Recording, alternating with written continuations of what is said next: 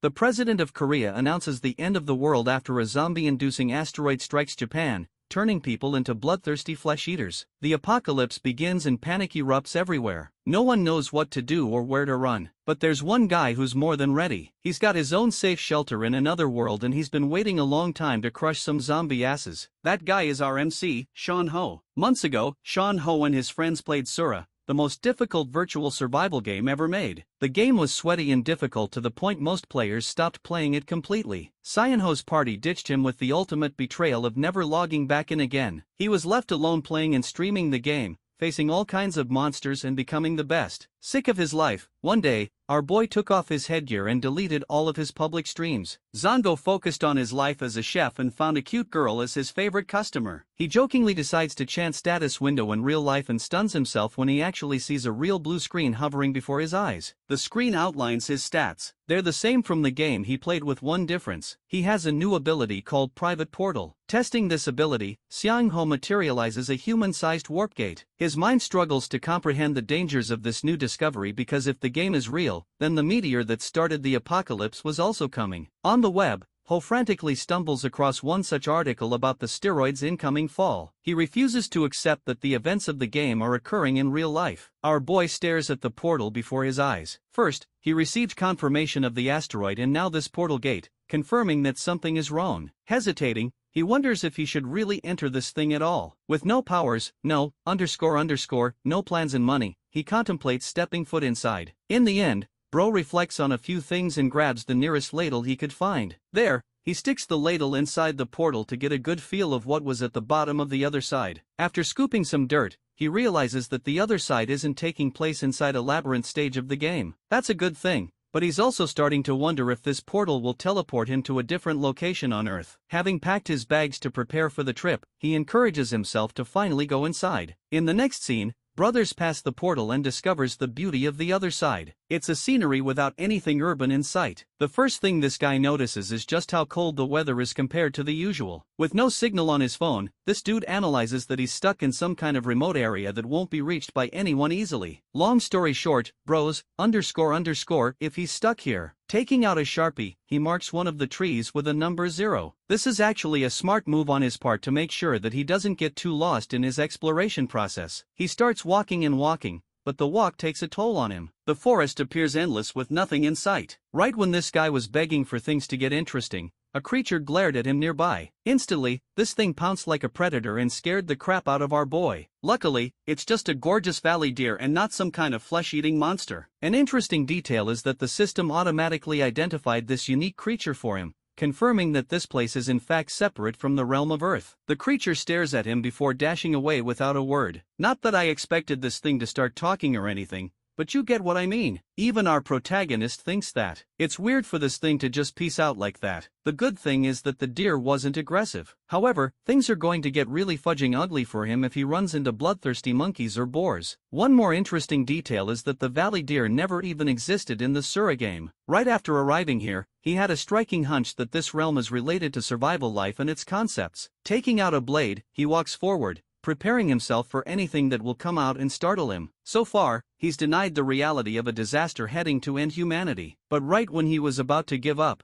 he found it. His eyes glanced at the shining sun apple, a mystical fruit that he plucked from the tree. First, he wonders if biting it is okay. Then he takes an actual bite and experiences immediate change. The system informs him of his stamina restoration and his body shimmers with a yellow glow. Its effects are actually the same as the sun apple juice they used to drink in the game, with one more thing serving as pure confirmation. Our boy is now convinced that something terrible is soon about to happen. Bro was also, next to goblin poop, which means he has to be careful. Seongo takes a worrisome sigh, trying to strengthen his morale, but despite his beliefs, he now knows that the end of the world is soon to come. After experiencing the portal gate's effects, he exited it and went back to his original world. Here, Seon-ho began brainstorming solutions. He wanted to be ready for the apocalypse to come. So, the first thing he did was review all of the footage of the game and stored it in a personal hard drive. Conveniently, he actually streamed the game every time he played it, so he could easily save that data, though he never even expected to use it like this one day. News of the asteroid's fall reached him. The Japanese destruction would begin in 32 days alongside the start of the apocalypse. Until then, he decided to prepare because the game was unfortunately full of the worst mechanics ever. The craziest and problematic of them all was something called Iron Death Disease. This little phenomenon resulted in the corrosion and destruction of every piece of metal on Earth. Buildings ravaged to dust, and it aided the zombie swarm hours after it happened. With the obliteration of metal in modern-day society, humanity returned to the Stone Age. The Iron Death Disease eventually subsided in the game,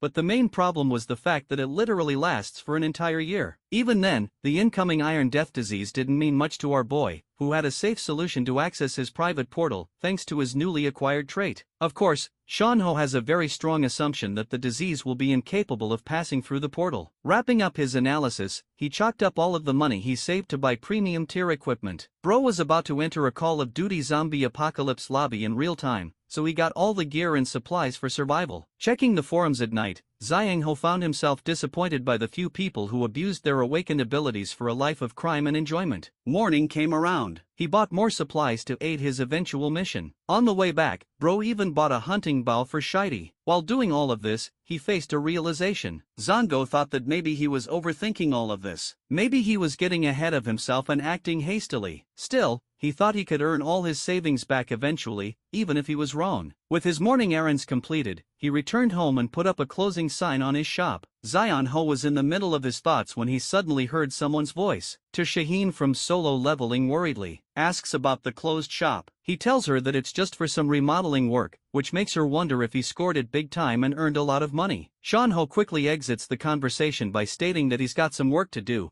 but suddenly she stops him and tries to ask a question. The girl ends up flustered and doesn't actually state her request, turning back to leave. Seienho is curious about her question, and though he could have easily pushed her for an answer, he went back to his business. Inside, he vowed to take things seriously and work on stuff that actually mattered. Bro really said, "I'm going to ignore baddies and lock in for real." He commands open the portal. Reflecting on his actual game style, one could call him a playmaker or a planner, a guy who loves using strategies to overcome each stage. He wasn't exactly a powerful combatant and mostly relied on his brains. The reason is actually simple. In Sura, there's a complicated way of earning stats. You don't just acquire them after level UPS, you only acquire them after hunting and exploring. Right now, our boy is in the other realm trying to hone his skills with the bow. Clearly, with no practice in teaching before, Bro uses YouTube tutorials to teach himself. Stungo postures himself correctly and takes aim to shoot. A sight of him from the game is reflected in his experience until he eventually lets go of the shot. The arrow flings its way to the board, hitting the target. Bro is actually stunned by his talent to the point he thinks he's the chosen one. However, with how sore his hand is, Sango realizes that his real drawback is his strength. That's why he wants to focus on working out and boosting his physical endurance. With basic preparations wrapped up, he would now move to the next step. Immediately, he needed to take care of two things. The first was to outline a way to hunt down monsters properly. The second was to build a home base where he could store supplies without worry. However, at the moment, he had no weapons and absolutely no supplies because they were in the process of delivery. Until then, he hunted golden apples and went crazy with his luck running into them. Having marked a few spots, he taught himself to prepare for the apocalypse to come. His early preparation is the same reason he survived in Sura for as long as he did. Looking around, Zhang Ho runs into Goblin Waste. He'd been meaning to find it merely for a simple goal. The thing about goblins is that they love acting in groups. The fact that only one piece of __ was on the ground, and I mean that literally, tells him that there's one around here. Poop. Inspector Promax interacts with the waste and judges that the goblin must be an outcast. Sean Ho knows this guy will be his golden ticket. He's got to hunt him down as best he can. By night, his search for the lone goblin continued. He heard wolves nearby, which signifies that he's closer to the valley. And then he spots the same goblin he was looking for. Sean Ho hid behind a tree,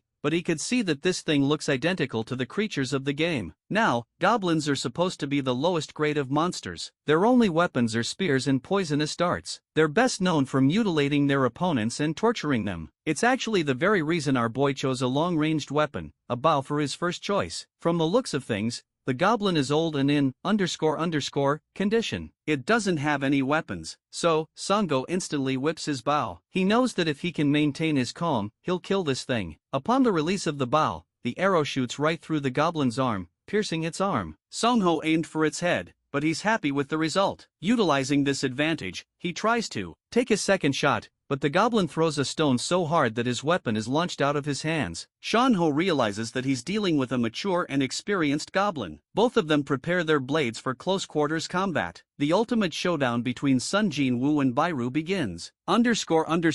Wait, wrong story. Shanho loads his knife and tries to slash the goblin's side. The experienced goblin dodges and smacks our boy's kneecap pretty damn hard. Taking things to the ground, Shanho tackles the goblin, forcing it on its back. Here he has the clear advantage. Xiangho takes the blade and plunges it deep inside the creature's chest, causing it to scream in pain. Eventually, the light from its eyes fades. The first kill has been successful, and Xiangho acquires 2 points because of it. He can't even believe that he managed to do what he did. Scanning his environment, he finds guaca powder and vegetable oil nearby. In the game, combining these results in an ointment, but first, he needed to dig up fast. It's far too dangerous to let this goblin rot outside because the group could find it and hunt Zhangho because of it. Leaving it to rot isn't a good idea either because it will turn into something called a bone creeper. Zhangho finds a pair of red trouts nearby. Xianho's heart trembles as he realizes he's __. The moment he averts his gaze, Bro discovers the creepiest owl monster staring down at him. Before this segment, we go back to Zhangho's runs in the game when he was a player. During his streams, he compiled a bunch of material insight for the game. Some of his chat members donated money just for him to dive right into the goods. Xiangho got into the bottom of it and described his experience with goblins and kobolds last time. Avoiding bone creeper is essential as well,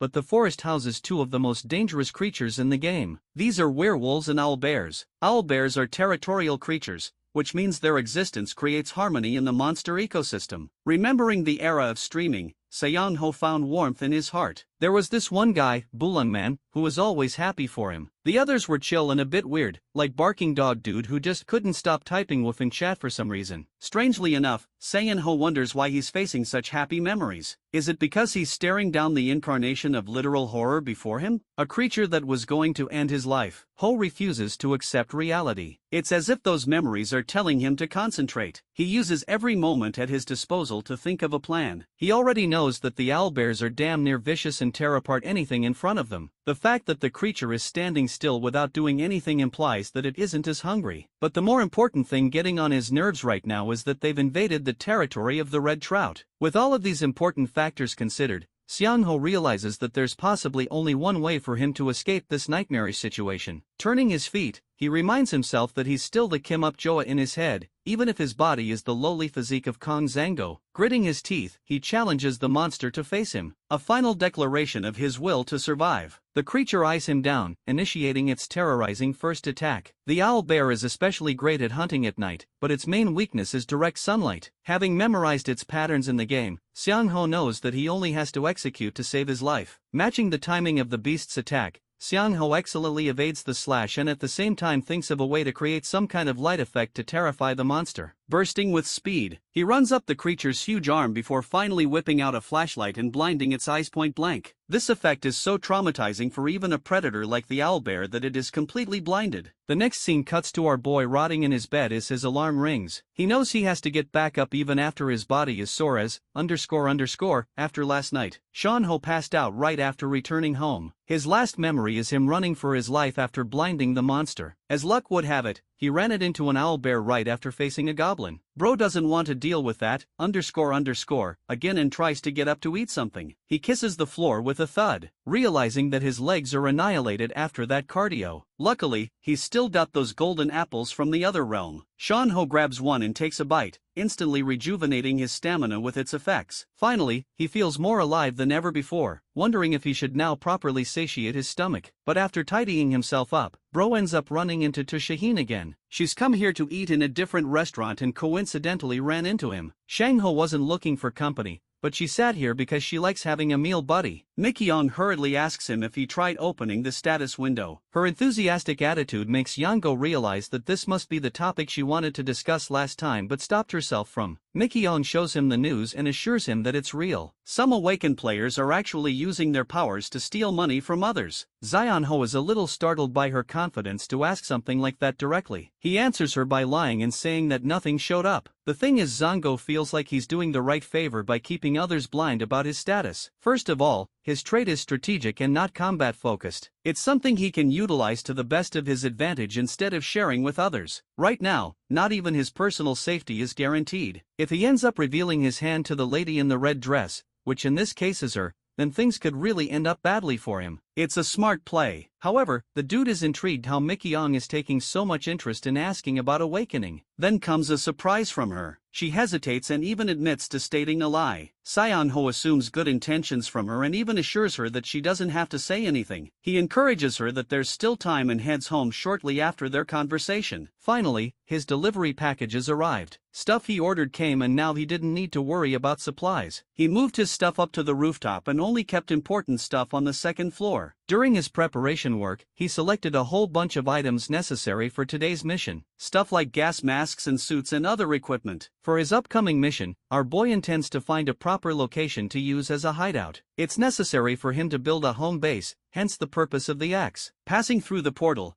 Seon-ho faces his first lead in finding a hideout. He accidentally discovered a goblin cave while looking for the old goblin. Recalling its location, he travels to that exact same spot and finds it. It's a pretty convenient spot to hide, one that is perfect for his plans. However, first he needed to verify the kind of monsters that lived here. Sunho scans the environment and finds tiny footprints of kobolds passing by. This is actually a discovery to celebrate because these guys aren't any trouble at all. Sango had already come here with a plan against any low-level monsters to begin with, so he had nothing to worry about. The thing about kobolds is that they're nocturnal creatures. They're currently sleeping, so our boy's plan is to suffocate them inside. First, he gathers a bunch of firewood by cutting some branches. Afterwards, he places the collected group at the entrance. The next idea is to spill gasoline all over it. Seon-ho thought he was going to clear this mission with no trouble because all he had to do now was light up a fire. But then he shockingly heard their noise. They came out of their slumber and immediately locked eyes with their next meal. Seon-ho gently greets them before whipping his axe and lunging forth into action. In a simple swing, he slashes both monsters around their necks, killing them immediately. The reason they went down so easily is because of the drowsiness from earlier. Thanks to these consecutive kills, the system awards him with an increase in level and 4 points. Next, Seon-ho tosses the lighter in the firewood. Shortly after, the fumes start to go inside. In the Sura game, low-level monsters had one glaring weakness. They were vulnerable to new things, and this was one of them. Our boy waited with a gas mask outside. Though he could have tried to burn them directly, this method was even more effective with the cleanup process. The slumbering kobolds frantically woke up and ran outside to save themselves. Seon-ho intentionally chose this strategy to weaken their bodies and create confusion among their escape. The moment they stepped outside, his objective was to take advantage while they were down to kill them at once. Though he expected at least 5 of them to come out, Zango was stunned that only 4 did. This is different from their usual group of 7. Aiming at one of the kobolds, Seon-ho slaughters it dead, declaring that only 3 of them now remain. The remaining 3 ran up to him, doing what little they could do to attack, but our boy was ready with his axe. This man was swinging home runs with the weapon and taking them down. Another kobold tries to attack, but the all-powerful fart spray of death blinds him point blank. Before it could even do anything, Seon-ho helped cut off its head. With just one final one left, our boy stares down at their leader, fidgeting in fear. He has become the hunter and declares their end, promising to make good use of their hideout. The bloodbath ends at last with Seongo fatigued on the ground. His lack of stamina is the real drawback right now,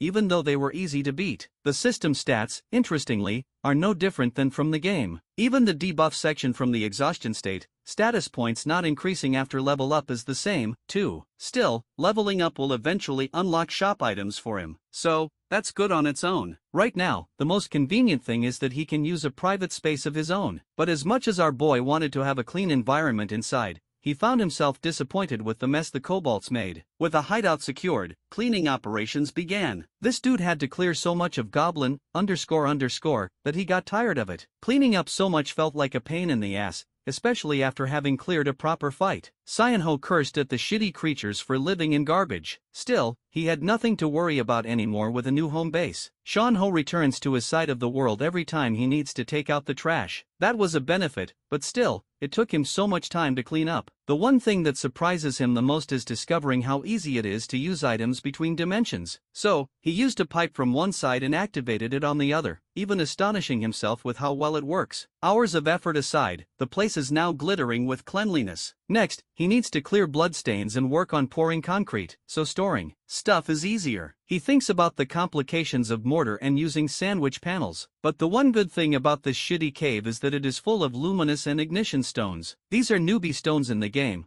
but the place is full of them, so that's good. Shanho now has a reason to mine this place properly after construction. The following day, bro is at the edge of his life. He's working so hard every day that his body is aching all over. Checking his arm, he surprises himself with the few cuts he endured. His collected items from the other realm rest on the table side. Shanho wonders if he should make an ointment using this as an opportunity. The method's pretty simple. In goes the guaca powder and vegetable with equal ratio. Then some stirring, and there we have it. A low-level ointment for basic healing. Thanks to our boy's background in cooking, the chef has an easier time making these. Just applying the ointment on his arm feels like a step in progress. However, Shanho is troubled with the realization that he might have to make it again and again. He contemplates the idea of raising his stats by focusing on fundamentals. But then again, he's risking his life so much that he could even die before the damn apocalypse arrives. Even though that would be funny as, Shanho doesn't want to take the risk and thinks of using a more convenient weapon like a gun. Suddenly,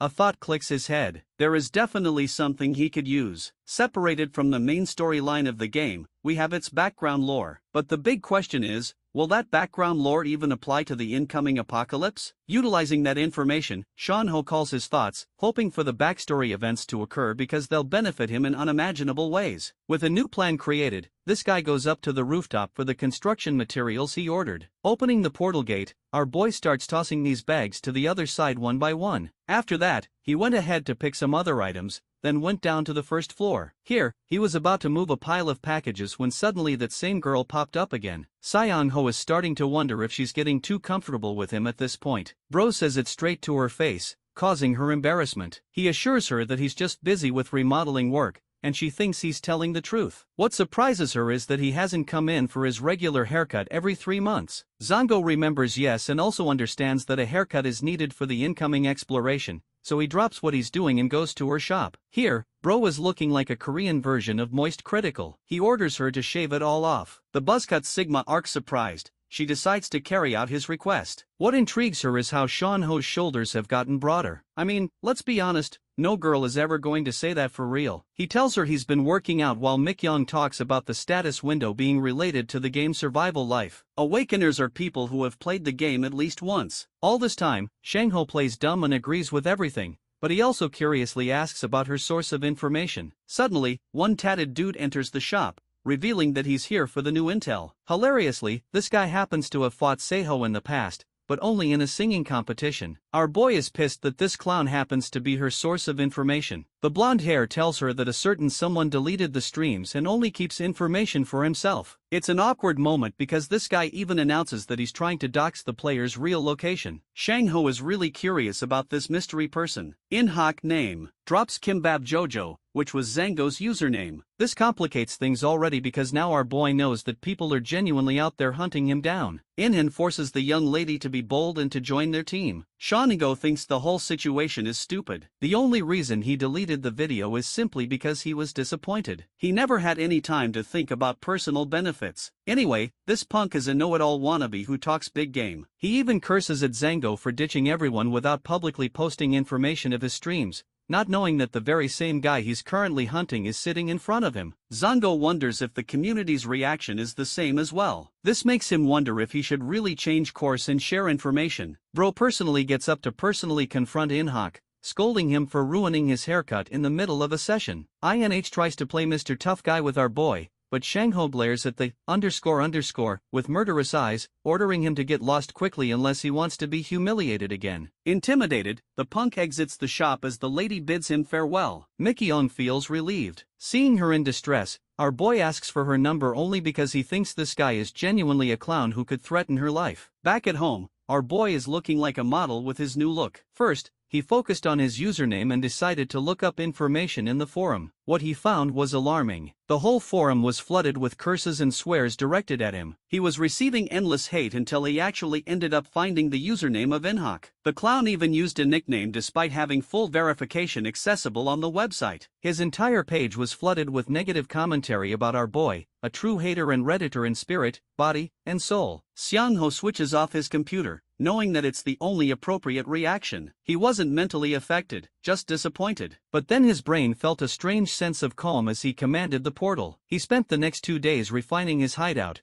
working on mining and construction. The pickaxe helped him, and then he spread the mortar with water, smoothing it evenly each day. With work finished, he comes out waiting for the mortar to dry. During this moment, he stares at the lonely moon. Suddenly, Sang-ho realized that he had to respond to this injustice and level of cruelty. He's not some kind of hero, and he's not looking for a grandiose purpose in life. His ultimate goal is ultimate survival. That's all that matters, as long as he's winning. Making his resolution, he turns around and finds himself frightened. There's a bone creeper clanking up to him. Shan-ho was already pissed off, so he's finally found a target to focus his attention on. A loud explosion follows, engulfing everything in flames. The next time our boy wakes up, he's covered in scratches. He doesn't even know what the hell happened just now. But then he remembered the sight of the bone creeper. The one part boggling his mind is how he was able to survive from a point-blank explosion. But that's got an answer, too. Right after he spotted the bone creeper, Shan-ho already knew the __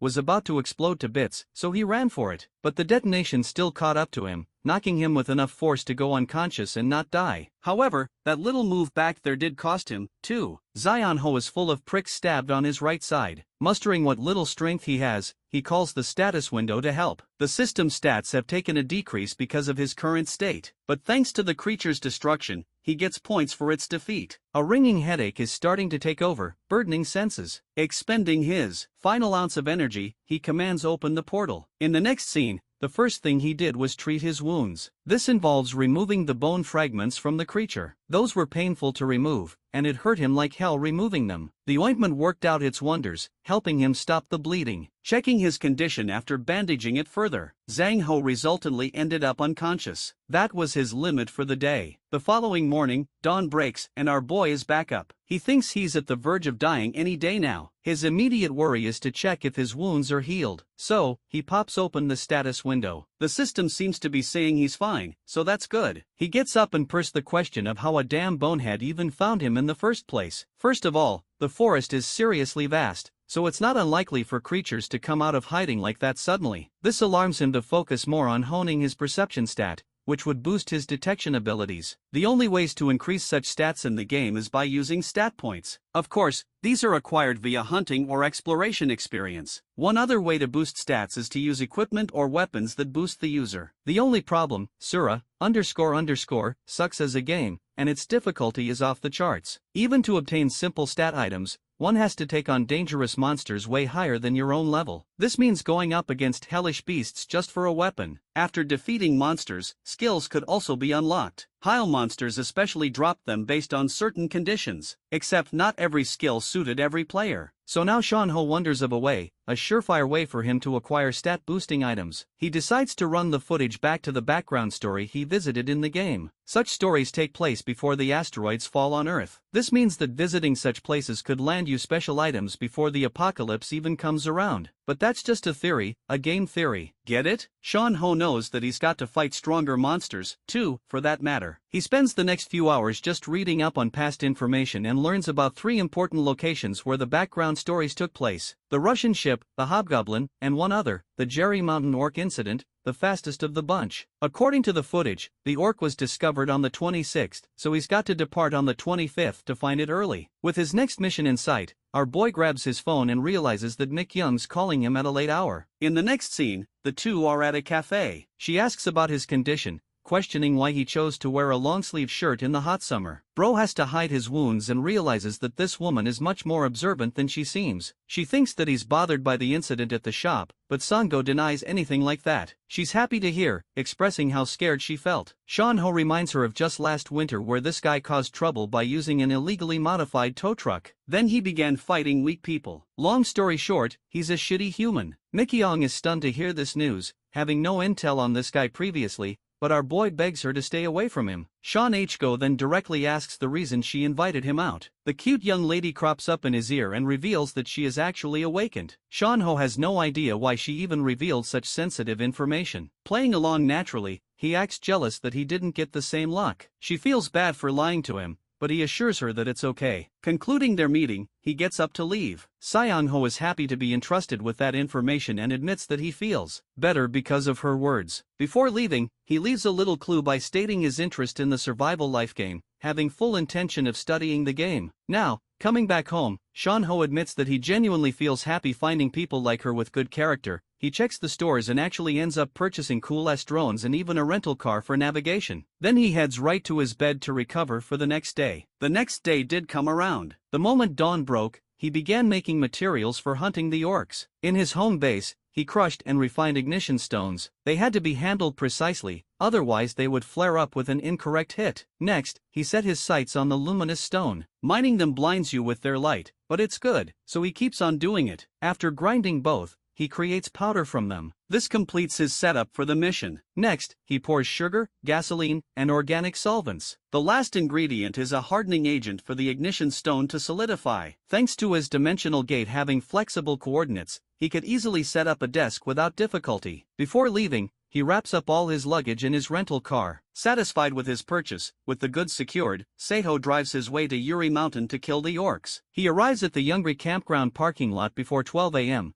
spending the remaining time during image training and keeping his equipment safe. When the clock hits 12 a.m., he starts with his full-scale search. 2 hours later, the rain has gotten worse, and the mist created by the rain makes it difficult to see ahead. He wonders where the orcs come out from the earth as he has already taken a look around the campground. He thinks that the precursor phenomenon doesn't occur in real life, but suddenly his thoughts are cut off by a loud roar. Panicking, he looks behind him. Where the sound came from, it is a dark shadowy figure approaching him. Our boy realizes it's an orc and not an ordinary one. It's a red orc subspecies, which means a skill drop is guaranteed. Kanho tries to calm himself down while firing a cracker. If everything goes according to his planning, he can definitely capture it. The method he came up to deal with orcs is simple. The first step is to use the orc's aggression to draw its aggro. When the orc is distracted by the flare of the firecracker and begins to attack it with its axe, that is the moment to seize the opportunity. Aim at the orc and instantly open the portal and instantly grab and open a flashbang. Due to the intense light, it will take around 20 seconds for the orc to bring back its vision. It creates a race with time. Then destroy the orc's muscles, which have gotten loose due to the effect of the status to completely make his movements drop drastically. The orc screams out of rage and uses its axe to attack on our hero to crush him. But swiftly, our guy bends down when the axe is about to hit him, dodging the attack. Then he takes his knife and stabs the foot of the orc. The moment the orc's foot is stabbed, it yells in pain and drops to its knees. When the eye level of the orc and our protagonist's is the same, he will shove down the already made flame can into its mouth. As soon as the can goes in the mouth of the orc, it explodes. Soon, our boy begins to celebrate his victory. Suddenly, the orc's fist lands a punch on our guy, sending him flying back. He gets up, knowing he shouldn't have let his guard down already. He looks at the orc stepping his way with his upper body lit on fire, but it doesn't look like it would survive. Our boy is sure that he's about to meet his end by getting minced by the orc soon. Right then, his system notifies him that his level has risen to level 3, and he just got 10 more points. Getting the skill will to survive, he gets up, saying to himself he's unable to handle this, wondering where the drop item is. While some light shines on his wrist, he looks at his wrist and the drop item he gets is a watch perception. He sighs in relief because it would have been such a hassle to find the drop item in the rain. He steps near the dead orc, his head fuming, wondering what to do with it. He thinks to himself that the Jiren orc incident was under an embargo. He then wonders if it's the right thing to do by realizing the information because the situation can get bad. Thinking about what Mickey Wong said to him about the awakened are the people who have played that game at least once, which just means one thing: there must be several thousand people who have awakened. Even if a small minority of them are guys like Owen Hawk, they will cause the collapse of the system and laws for personal gain and cause chaos to erupt. Right now, the biggest problem is he can't leave the dead orc by itself, or else it will become a bone creeper and begin to harm people by tomorrow. Suddenly, a thought crosses his mind. Why didn't he think that he could become a zombie? Even if he's awakened, he could still potentially become a zombie if he got infected by the spores. He can't think of the right thing to do. Being unable to make a decision, he opens the portal while he thinks about the few people who will have survived. It is certain that the will deserves an orderly end. Our boy begins to dig a hole in the ground so he can bury the orc he just killed. He gets exhausted soon and wonders how he is going to pull the orc inside. His newly found skill, will to survive, activates as it gets triggered by exhaustion into completing the task right away. The hero soon begins to finish his job quickly, having no choice but to work as fast as he possibly could. Then he throws the orc into its grave while being thankful of the skill. After that, he opens the portal and ends up in a moving car. The after effect takes time for his body to recover before he can go back to his regular activity. The next day, he wakes up wondering if the weather he's seeing is legit. According to the plan, he should have made a defense line already. He looks at his phone, wondering if the remnants of the red orc are all gone. He plans to not start anything today. It's just not the right time for him and decides to take a look at the items that were sent in the early morning. Inside the box, there's all the weapons he needs, although he can only use it as an Indian war club. Still, a few items from the package are missing. He picks up a note, which says that some of the items he ordered are illegal to have, and they couldn't go through customs. As he's busy looking at the weapons he got, he hears another delivery van and loudly tells them to leave the stuff at his front door. The door gets knocked, making our guy wonder why the delivery guy didn't listen to him. He tries to repeat it and then opens the gate. It wasn't the delivery guy, it was Mikong. She stands there explaining that they hadn't met in a long while and she wanted to discuss something with him. She is holding a bag with some food in it and wonders if he wants to eat some rabaki with her. Now there are just 24 days left until the apocalypse arrives. Our boy is unable to believe that Mikong has finally visited his house. He's clearly getting nervous and can't stop blushing. After she serves the food, she tells him to eat before the food gets cold and he listens to her. They are soon done eating and he asks what she wanted to talk about. She cuts straight to the topic as he mentioned earlier that he was looking into Sura so she could discuss some important information over it. Well, that's not what our boy thought that she was coming to discuss. He thought maybe she wanted to date him, but he assures himself that talking about the apocalyptic things with her would be the best option right now because he needs to have good company around him in a tough time. She quickly begins to take out the trash while our boy prepares for some more things. He got his computer out. He even revealed to her that he has awakened because finding it out some other way wouldn't be too great. He takes a start with explaining in detail the metal death plague and roaming around with a group which has more than 6 people makes the group an easy target for the zombies. Catching the perception of it is important for survival,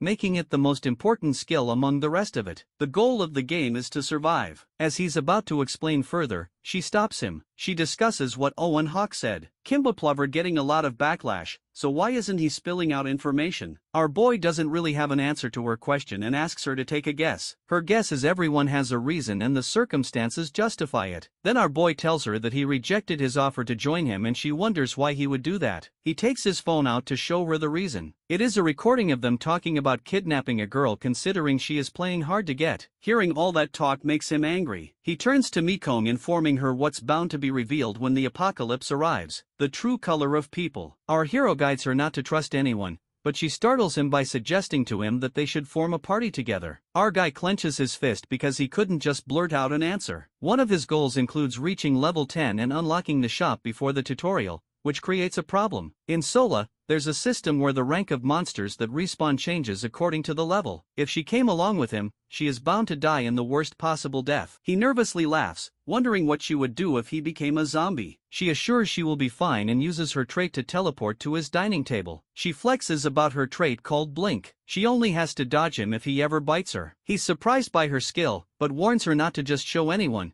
But she says she trusts him. Brightly, she suggests that they will become a great team if they don't become zombies. A while later, he stands near trees while he thinks about how easy it was to make fences. The first step was hammering support posts into the ground to set them up. He then wrapped barbed wire around them and fixed them. After that, he installed infrared in a couple of places, and his job's done. He looks at the work he did, praising himself and being sure that he should at least get 1 dexterity point for this. Zango begins to walk back, completing the mortar work and creating a defense wall. He decides to start moving packages. He's done moving the boxes after a while. While he is measuring what to do next, suddenly he feels chilly and sneezes. He realizes that the other world will be cold and soon he will have to take shelter here, so he needs to think of some countermeasures. Our hero looks at the cave entrance and decides to build a gate there since just a curtain won't suffice. With every step, his list of things to do keeps going longer. He later stops by a woodworking shop for production and buying different things. On his way back, he checked the places he will rob during the 5 hours before the metal death plague spreads. As he's making the list, he gets stopped by Hyung Jun Hyung, who he hasn't met in a long time. He is a gym director and a divorce and has a small young daughter. Our boy reads his expressions, and they don't look too good. Hyung doesn't care much,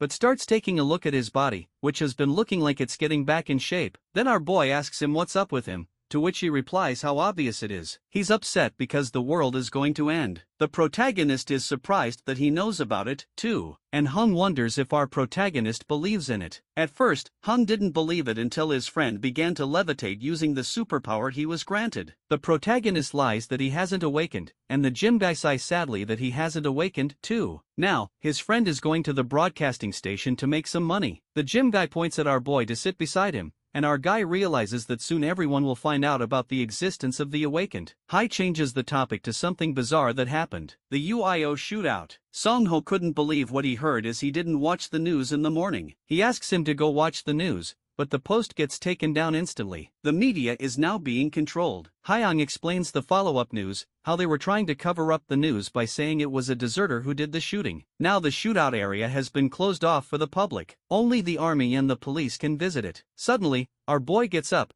makes an excuse to leave, and begins to run away. Back at home, a shootout took place right after the Orc incident. This entire thing makes him think that the government is in on it since their reaction made it obvious. He opens a file on his computer and clicks on a video. Our guy is surprised to see a lot of people knowing the exact time of the precursor phenomenon. He even got rid of the Orc, but the shootout occurred at the same time. While overthinking, he wonders if someone leaked the information to the government early on and tries to initiate action starting with the first precursor phenomenon. And maybe they didn't come out at the front because they do not have an offensive trait. He's not sure who it is, but there's definitely someone behind the government. Sean-ho wonders who that person could be. He researched it and he was left with 3 veteran players. After a lot of thought, he got rid of the creator. Since they are pulling this move of the game and the means of reality, the creators of the game are likely to be villains. If the villains were backed by the government, they would never let him kill the Orc. He sketches out 3 faces which are the biggest suspects. He wonders if it is the survivor number 1, and if his theory is legit, he doesn't have to share this information with the government by himself. Our guy stretches back on his chair wondering if survivor number 1 is the guy he really knew. He misses his veteran friends and decides to trust them for now. Other than that, sharing info would still not stop the catastrophe that is coming ahead,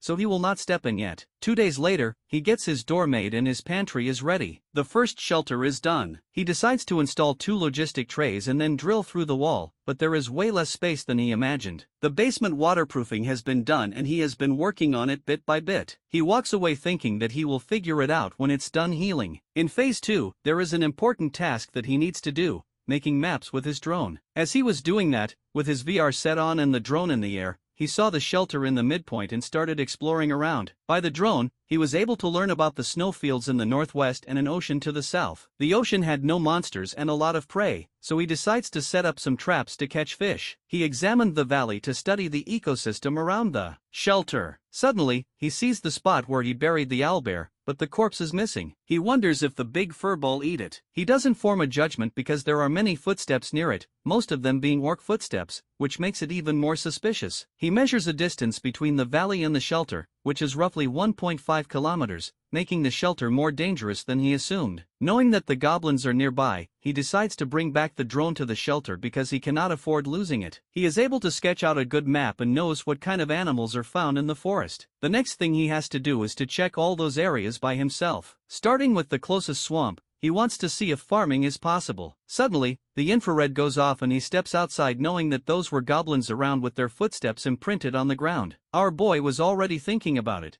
so it creates a perfect opportunity for him. He wonders if this is because of his perception status that has recently increased. Even the smallest sound was super clear to him. After a while, he was able to spot some goblins without showing himself. It created the perfect ambush angle for him and he pulls out his spear and arrow and launches an attack towards the goblin head. The goblin falls dead and our boy gets supported by the other goblins and they begin to run towards him to attack him, but he swiftly gets rid of them as if they were easy to kill. He kills 4 of them and then goes to attack the remaining 4. Our boy gets surrounded by them, but he pulls something out of his pocket, which instantly makes the goblins drop on their knees. As they are on their knees, our protagonist takes his knife and chops their heads off. He took an advantage of goblins' exhaustion into winning this battle that even he couldn't believe that it worked. Now the days that are left till the apocalypse arrives are 21. While digging the ground, our boy feels tired and suddenly his trait gets triggered and his body is again full of efficiency. He realizes that his skill is not completely useless after all. After a while, he is done burying the corpses of the goblins. Then he turns towards the loot he collected. He first collects the guaca fruit, which helps majorly and restores the strength. There is a ton of vegetable oil in the loot,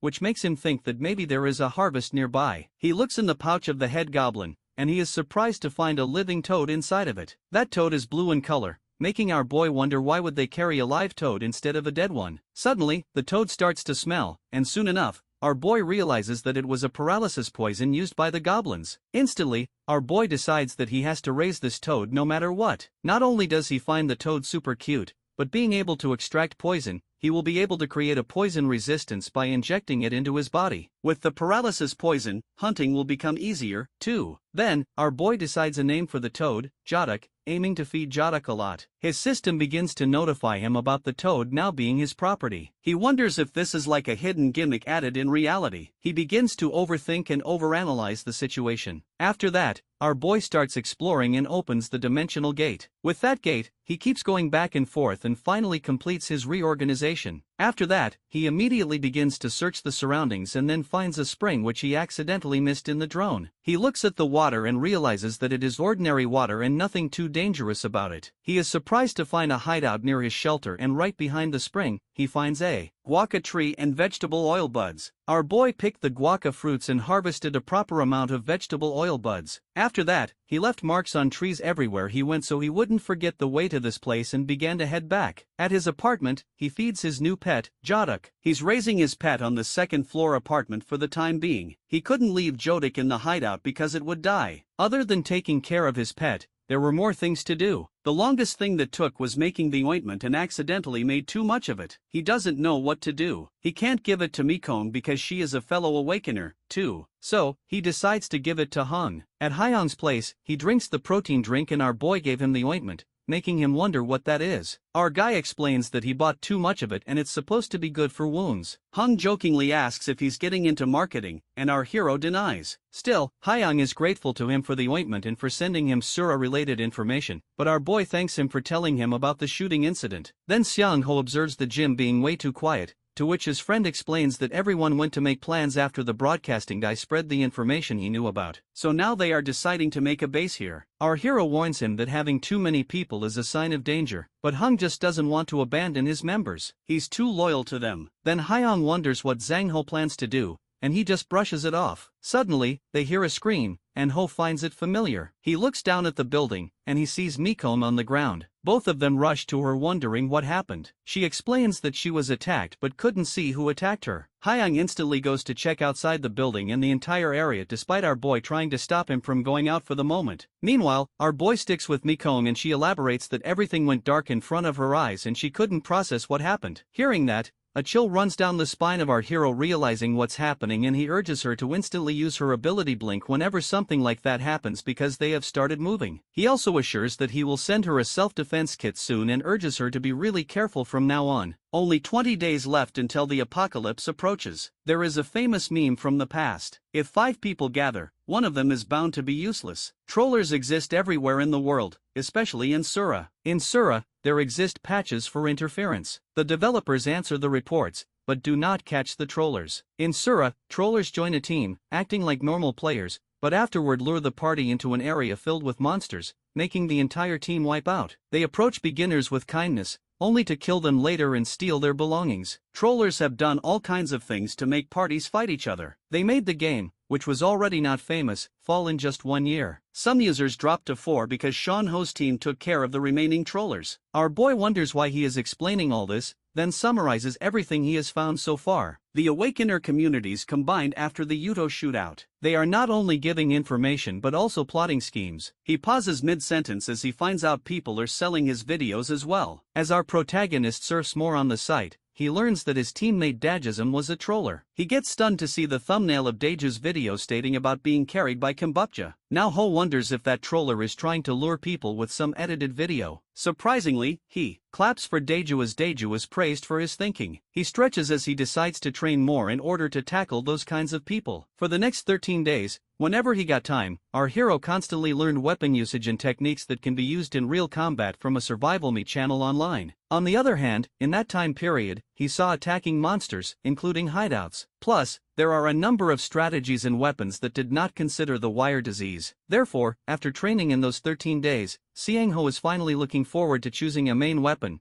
a weapon that can be used if the wire disease comes in, which is also good for anti-personnel combat and monster elimination. He looks into his tool bag and finds an Indian war club, wooden slingshot, ochre clay beads, and handmade stone axe. However, not a single one fits with his conditions. Then, at first, our protagonist decides to try the slingshot. It has high utility in many ways. However, the ochre clay beads are ambiguous as their power is weak. Next, he decides to use the Indian war club. He reflects that once the wire disease was taken as a given, there was no need to worry. The easiest way to eliminate a zombie is to destroy the spores living inside the skull with a blunt weapon. He recalls that the first weapon he decides to buy after reaching level 10 is a blunt weapon type item, ebony wood club, and that's why it was essential for him to raise his proficiency. But now, our boy wonders if the Indian war club is good against people as well. He believes it is ambiguous because it will be difficult for him to handle a psychic awakener with this. He knows that in survival life, killing a human gives 50 points. The murderer system, which required death matches with the nearby players if registered as a murderer, prevented the abuse of player killing, although there will be a high number of people who will eliminate users for the sake of more points, even being suffered by demerits. Meanwhile, he completely destroys the dummy with his Indian war club. He decides to avoid those kinds of players until he finishes item and skill farming. After training hard, our hero wipes his sweat from his place while planning to dismantle the store completely, but he stops mid-sentence as he hears a wolf sound coming from nearby. He gets shocked, wondering if one has gotten injured near the hideout. Later, Xianho finds the wolf, which is bigger than normal size. Our boy can even ride on it. The system reveals its name, Grey Wolf, but as he observes it closely, he notices it is not breathing. He wonders if this is a stray wolf or one that came near his hideout after being attacked. To find more information, our protagonist starts checking its injuries. However, out of nowhere, a young little wolf hits him on his back. Samho learns the dead wolf is actually the mother of this little wolf, which stands between him and its mother so it can protect its mother. He gets confused because he can't use force to separate that little wolf from its mother. He grabs a shovel as our hero decides to bury the dead wolf quickly. As he starts digging a hole, he thinks if that wolf was a monster, then it will turn into a bone creeper, and if not, then it will attract more monsters. After some time, the hole is completely dug while the younger wolf is sleeping beside its mother, reminding our boy of his younger self and Monchi, the dog he raised in his childhood. Next, he grabs the little wolf, explaining that its mother will be sleeping here. He adds that it can visit its mom whenever it wants,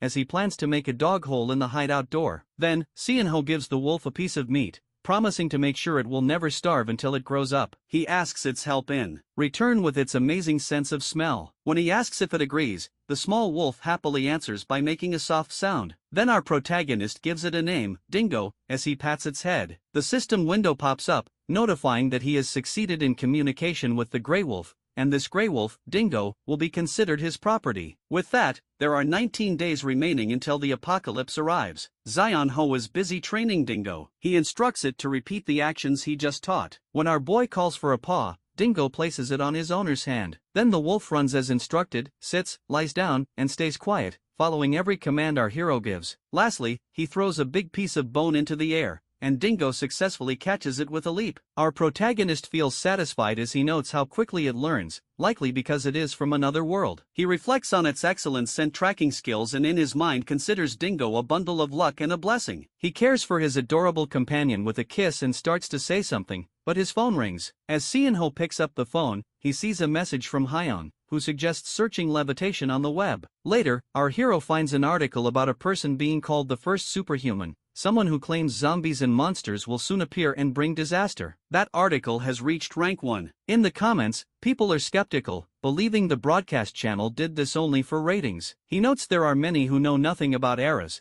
but the Awakeners are clearly alarmed in the comments section. He finds it amusing how some get upset when little information is shared and others get angry when what they know becomes widespread. Next, our protagonist wonders how the government will react. He is aware of people holding rallies about shock and superpowers, but snaps out of it, deciding not to get involved with such matters. Though he implies the government will eventually act once the second omen, the hobgoblin event, occurs. Shang-ho decides not to waste a moment. He tells Dingo that from today they will begin exploration. Deep down, our boy knows thorough preparation is the only solution, and Dingo seems eager for it. Later, they enter the portal world, and Shang-ho reflects on why he chose interdimensional exploration with Dingo. He lets Dingo sniff a small pouch and orders it to find it. The first reason for this type of exploration is to prepare for the upcoming hobgoblin event, as he needs Dingo to properly imprint the scent of goblins. Meanwhile, Dingo barks, having found the flesh in the bushes, and our hero feels proud that it tracked it down from just a lingering scent. The second reason is to test if Dingo can stay calm in live combat and follow commands. So he signals and the wolf immediately dashes forward with great precision. Dingo hunts a rabbit on the grass and our protagonist praises it. The third reason for exploration is to confirm if hunting is possible in the other world. Shang-ho approaches Dingo to inspect its prey, observing the dead rabbit and noting its strong claws and large size. Afterwards, our boy and his little wolf continue exploring. Moving ahead, he wonders what Dingo's cognition would look like as stats. He decides to head toward the valley to verify it himself. Then a system window appears, notifying him that Dingo's health has increased by 1. Remembering his own health stat as Kimbafo was 170,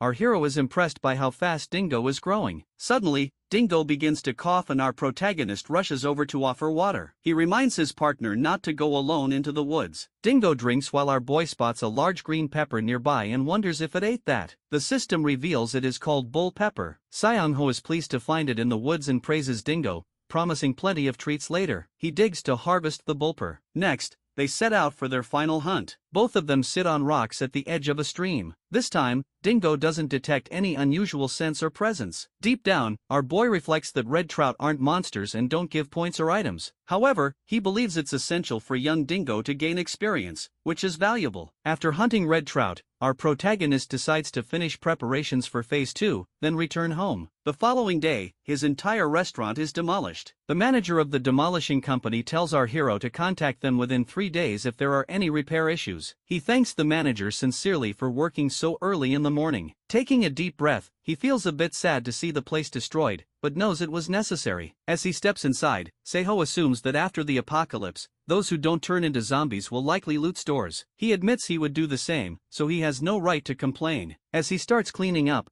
Hung appears behind him, observing the empty room. Hyung mentions he's also left only the bare minimum equipment. When our boy wonders aloud why Hyung is there, Hyung snaps his fingers against Zhang-ho's forehead, angry that our hero left the previous day without a word. Now Hong says he came just to check if Shang-ho was even alive. Meanwhile, Dingo watches Hyung with cold eyes. Hyung wonders aloud if Zhang-ho always had a dog, but he explains that one is long gone. He adds that this is his new pet, and Hyung calls the wolf adorable. Then Zion-ho asks again why he is here and Hyung repeats that he only came to check on him. Our hero doesn't believe that. So Hong shares another reason for his visit. He admits he was worried but also reveals that he's found the people behind the attack on Mickey Wong. With that, only 17 days remain until the apocalypse arrives. Sitting down with Hyung, Zion-ho learns that the party organized by Kim Kale-jun, the man known for always wearing a hat, is actually targeting Mickey-on. Hyung also mentions that the tow truck, which our boy dislikes, is involved with their party as well. He points toward the mountains in front of them and asks if the area near the base of the mountain is where redevelopment halted, adding that their hideout is situated there. However, our protagonist is curious how Hung was able to discover all this, and Hung explains that the clues simply lined up. He states that Han Jinon, the one who can levitate, had recently appeared on a variety show, and Hong had asked him directly. Hanjin revealed he had met with Cha-Jun-unk's group before, but their members were all unpleasant. So, Hanjin refused to stay with them due to conflicting personalities. After what happened to Mickey-on, all the female members started leaving the party. When questioned about their departure, those women only said they had received offers from other Awakener parties. Hyung asks for Seo-unk's opinion, and our hero responds that unlike Mikon, the other female members must have been tricked into joining. Hyung then suddenly reveals that their party is now down to 4 members, including himself. This revelation stuns our boy, who remembers there were 20 members just days before. Hyung does not elaborate, but he knows that now their party has only 2 Awakeners. Shang-ho struggles to process this, recalling that they had done favors for those members who still decided to leave. Yet Hyung remains composed, telling our protagonist that this is simply how things are. Those people were just looking after themselves. More than this, Hyung says he is worried about Little Giant,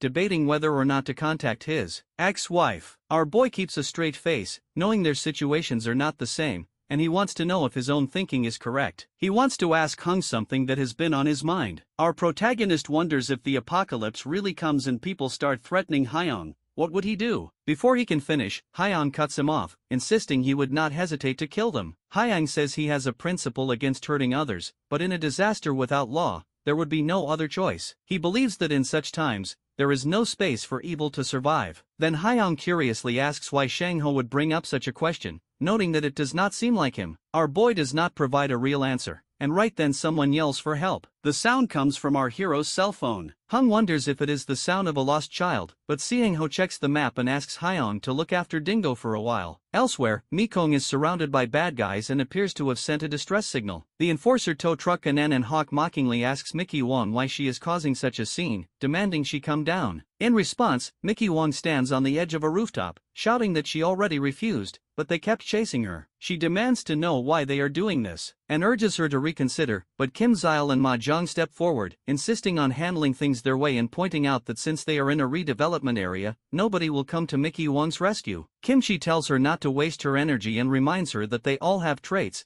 then starts a countdown. Meanwhile, our boy is preparing his weapons, hiding in an alley. At the count of 2, he slings Kim Chol, and on 3, Kim Chaol is struck. All the group members are confused, trying to figure out who is attacking them. Suddenly, our protagonist appears in a helmet and steps forward to strike on and debating whether or not to reveal his identity. Using the Indian War Club, Seang-ho hits on hard, then immediately goes for another member. This person emits black energy, making our hero suspect he has a vision-blocking trait, but Zanho is able to strike him anyway. Now our hero is breathing heavily, and when he sees Mikyeon, she warns him to watch out. He turns and sees Kim Shil coming at him with a bat which hits and damages his helmet. Zion Ho is shocked by the destructive force behind the attack. At the same time, Kimchi realizes who he is. But our boy is deep in thought, recognizing that Kimchi's offensive trait is extremely powerful, even at the early stages. Kimchi vows to our protagonist, and his group members rise to back him up, determined to unleash their full strength despite being non-awakeners. Unin charges at our hero with electricity, mocking him as he approaches. Xiang-ho is unsure what to do as his opponent shows off all his skills, and he wonders if he should use the dimensional gate. Just as Anan is about to strike, Dingo appears and bites Anan's arm. Hyang steps out from an alley asking if this is really appropriate in broad daylight and suggests the group should leave if they don't want trouble, stating he is calling Wonder 12. All the group members decide to retreat for now. Hung comments that they look weak but still act arrogantly. Next, Mikyeon comes down and immediately grabs our hero's head, checking if he is alright. She notes that his helmet is cracked, and Hyang offers our boy a piggyback. Seeing them both worried, Xiang-ho's thoughts flash to his old comrades from the game. When Mikong suggests a hospital visit, our protagonist turns away and insists he is fine. He then asks Hyang if they can bring Mikong into their party. Hyang says it is not a problem as long as Mikyeon has no objection, and she happily agrees. The hero leaves saying he has some things to do, while Hyang and Mickey Wong are left wondering why he is acting so strangely. After returning home, our hero concentrates on controlling his emotions and planning for the second stage of his preparations. His abrupt departure was unavoidable, and seeing Hung and Mikyeon together made him feel like he could trust them with the secret of his abilities. But the decision was already made. To make the most of the dimensional gate, our boy must level up quickly and focus on gaining skills in farming. The phrase "crush them with item power" echoes more strongly after fighting the mountain gang. He realizes that if he prepares for the apocalypse as planned, there will be a 3-level gap or more, causing monsters that respawn near him to be stronger and making it harder to team up with his 2 companions. He keeps working until he finishes installing a wood-burning stove in his hideout, knowing this will help him sleep well at night. Dingo enjoys the stove, too, sleeping soundly next to it. Now, our protagonist has just a few more things to install when they arrive, and his initial hideout setup will be nearly complete. Determined, he decides to pull an all-nighter. With that, there are 16 days left until the apocalypse arrives. A news anchor updates viewers on the asteroid observed earlier. According to the report,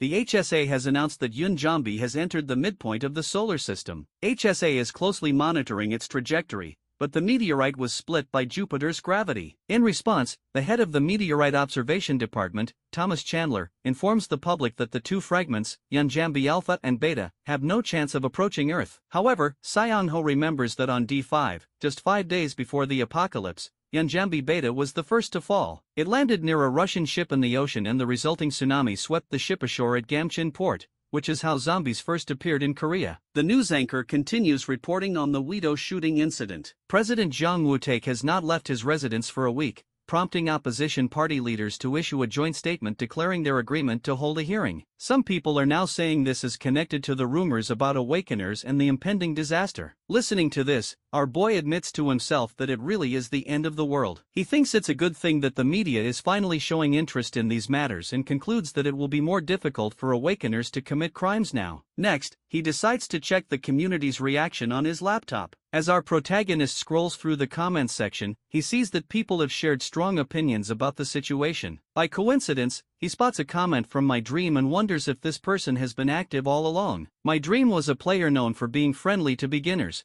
and Saiyan Ho's group had played with him a few times. My Dream's ambition was to build a bunker, and if our hero didn't have a portal, he might have been tempted to join. He decides not to enter any contract unless his veteran friends join My Dream, but he bookmarks My Dream's comment for later reference. After closing his laptop, our protagonist looks forward to building his second shelter. The next day, Saiyan Ho stands in front of his hideout and realizes it's possible to pull 2 all-nighters in a row. He feels exhausted, but seeing his completed exterior gives him energy. It's time to figure out how to use the electricity generated by solar panels. Simply put, there are several wiring steps to make the electricity compatible with his electronic devices. Luckily, when our boy puts his phone on charge, it works. He raises his arms in delight, announcing that he has now built the foundation for survival in this world. For the first time in a while, he feels a rush of dopamine. Yesterday, he also collected luminous and ignition stones, and after further digging, he found a mineral harder and sharper than obsidian called emerus. Although it's currently useless, he still considers it better than nothing. He decides to install LED lights later, but before sleeping, he needs to organize the food supplies in the basement. Suddenly,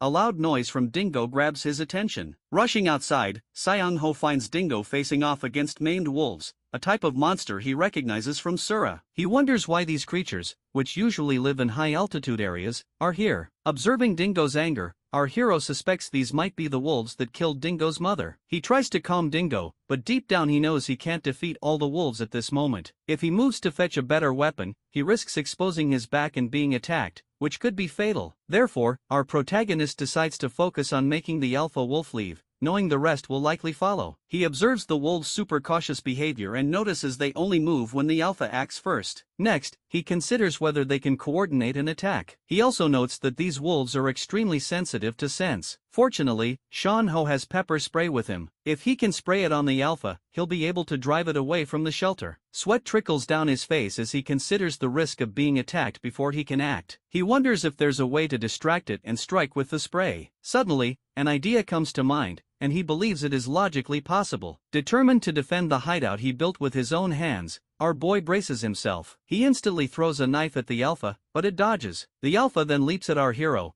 but when it gets close, Shang Ho opens the portal and seizing the chance, sprays the animal. The alpha loses composure, and then our protagonist drives his knife into its eye. With that, the wolf pack retreats. Our hero sits down, having narrowly escaped death. Dingo comes over to care for him and Zhang Ho pats Dingo's head in appreciation. He promises Dingo that he'll avenge its mother in the future. With that, only 15 days remain until the apocalypse arrives. Finished with organizing the basement, Zango went over to the hardware and pharmacy store with the goal of finishing minimal defense supplies. Bro has gone 68 hours without sleep by now, and dealing with the wolves on top fatigued him more. Still, EXO thinks that he may have gotten lucky in that previous encounter. If those wolves were werewolves instead, this dude would have been molested straight up. He even thinks that he may have gotten careless, only caring about the monsters closer to him without considering different variables that might occur randomly. Forced into a corner, Xiang Ho entertains the idea of expanding the land and building a proper shelter. His surveys with the drone point him in the same direction. Young Jun welcomes our boy from afar, while Saiyan Ho is still lost in thought, believing that he could secure more space for farming and storing supplies with his new plans. Once he's finished establishing a second line of defense, he's going to aim for Bluetooth beacons for an increased signal range. His friend keeps calling his name and snaps Ho back by asking him what he's doing here. Keeping it simple, Shang Ho replies that he's here to purchase a bunch of stuff. Jim Bro thinks that he came to buy some weapons, which is a strange assumption because they're standing in front of a hardware store. Hyung-jun reveals that he's not the one interested, but rather this gorgeous baddie is interested. She's one of the members of their team. After purchasing his stuff, Seong-ho learns that his buddy over here ran into this girl and he's trying to stop her from purchasing weapons at the store. But this girl's pretty stubborn about her decision. Seong-ho thinks it's better to hand her the short summary he chalked up, but even after showing it, this girl still doesn't buy it at all. She's staring our boy down with an icy glare, which freaks him out to the point he calls her out. Suddenly, the girl speaks, remembering that this dude is actually the owner of the Taiyobaki restaurant, to which our boy confirms that he is. She's really stunned by his appearance and his shift in personality. Shang-ho assumes that she thinks he's being rude and apologizes, but she reaches for her wallet and hands him a card instead. This young lady is Jo Suong, and believe it or not, she's actually a doctor. Talk about being intelligent and hot. Right after figuring out that she's a doctor, Shang-ho taught her the basics of the game in the same manner he did with Hung-jun and Mikyong. The doctor concludes that she doesn't really care. She thinks that the game doesn't really have a scientific answer to it. Sean-ho confirms that it's just a brain-dead ad game, but Suyeon's not finished yet. One thing is bumming her out. She instantly points out that he's an awakener himself. Our boy is a little bummed out by her assumption, but Swan is pretty damn smart. She can tell that his explanations of the game are so vivid that there's no chance in hell that this dude hasn't played the game. Swan doesn't pursue the thought any further and thanks our boy for his summary. Meanwhile, Hung-jun is out here feeling jealous for not explaining things properly. The doctor hilariously tells him that he doesn't even compare to the level of depth that Shang-ho has about the game. Grateful for his help, Swan befriends Sung-go for being a good person. Another pretty baddie added to the Herm roster. The very next day, our boy is back in his room cleaning his spear blade. This new weapon looks pretty good, and he's curious to test it in battle. Sean-ho's initial setup is now complete, so he calls our favorite dog, Dingo, and explains that they're going to go avenge his mother. It's not exactly revenge, but still it's going to be a huge problem if some intruder discovers Shang-ho's hideout. That's why they need to act quickly and take care of those dangerous people quickly. In the next scene, John Wick and his dog are ready to kill some ___ on this mission. Dingo's got an important role to play. Currently, they're staring down a pack of wolves, but strangely, there are only 4 of them in sight. The really interesting part is the lack of an alpha wolf among them. Upon closer inspection, Zango realizes what's really going on. An owl bear is ferociously tearing apart the wolf's flesh, having slaughtered a few of them together. Seong-ho thinks this guy is pretty convenient for cleaning up a bunch of them. The thing about the man-wolf pack is that the moment it loses its alpha, the pack crumbles without a leader. Their senses are scattered and they become very confused, leading to a lack of coordination. This is the perfect moment for our boy to take each of them down one by one. Speaking of which, one wolf rushes towards him, but Seong-ho casually deploys his web trap and catches it with ease. The same ferocious wolf is reduced to a puppy, wailing in fear of being devoured. But these cheap tricks won't work on our boy, who instantly kills it with his spear. Now, I kind of feel bad for the wolf, but we got to secure the mission. With one wolf down, 3 points are gained. The remaining 3 wolves are drawn to Seong-ho's presence as he runs off. All 3 of them become hyper-aggressive and start chasing after them. 2 scatter from the side while 1 lunges from up top to secure the kill, but not to worry. Bug spray to the rescue. Seiho downs 1, but he's still being attacked by 2 others from each direction. First, he clocks his right, plunging the spear deep inside the wolf's belly. The other one tries to use this opportunity for some back shots, except Dingo comes to our boy's rescue with a powerful tackle. With another wolf killed, he gets 3 more points. Seong-ho menacingly declares that he just needs to stab each of them until they're dead. Bro isn't in danger. He is the damn danger. With a bunch of wolves defeated, our boy reaches level 5 and gains additional effects to his special trait. Curious, he inspects his gate's properties. The new feature is that his gate is now invisible to everyone else. Then there's a projection effect, allowing him to hear sounds from any projected location. To test it out, Seong-ho casts the gate immediately. This time, he can actually see through his house without having to travel to the other side. The transparency works, too, so no one's going to be able to detect his ability anymore. Besides,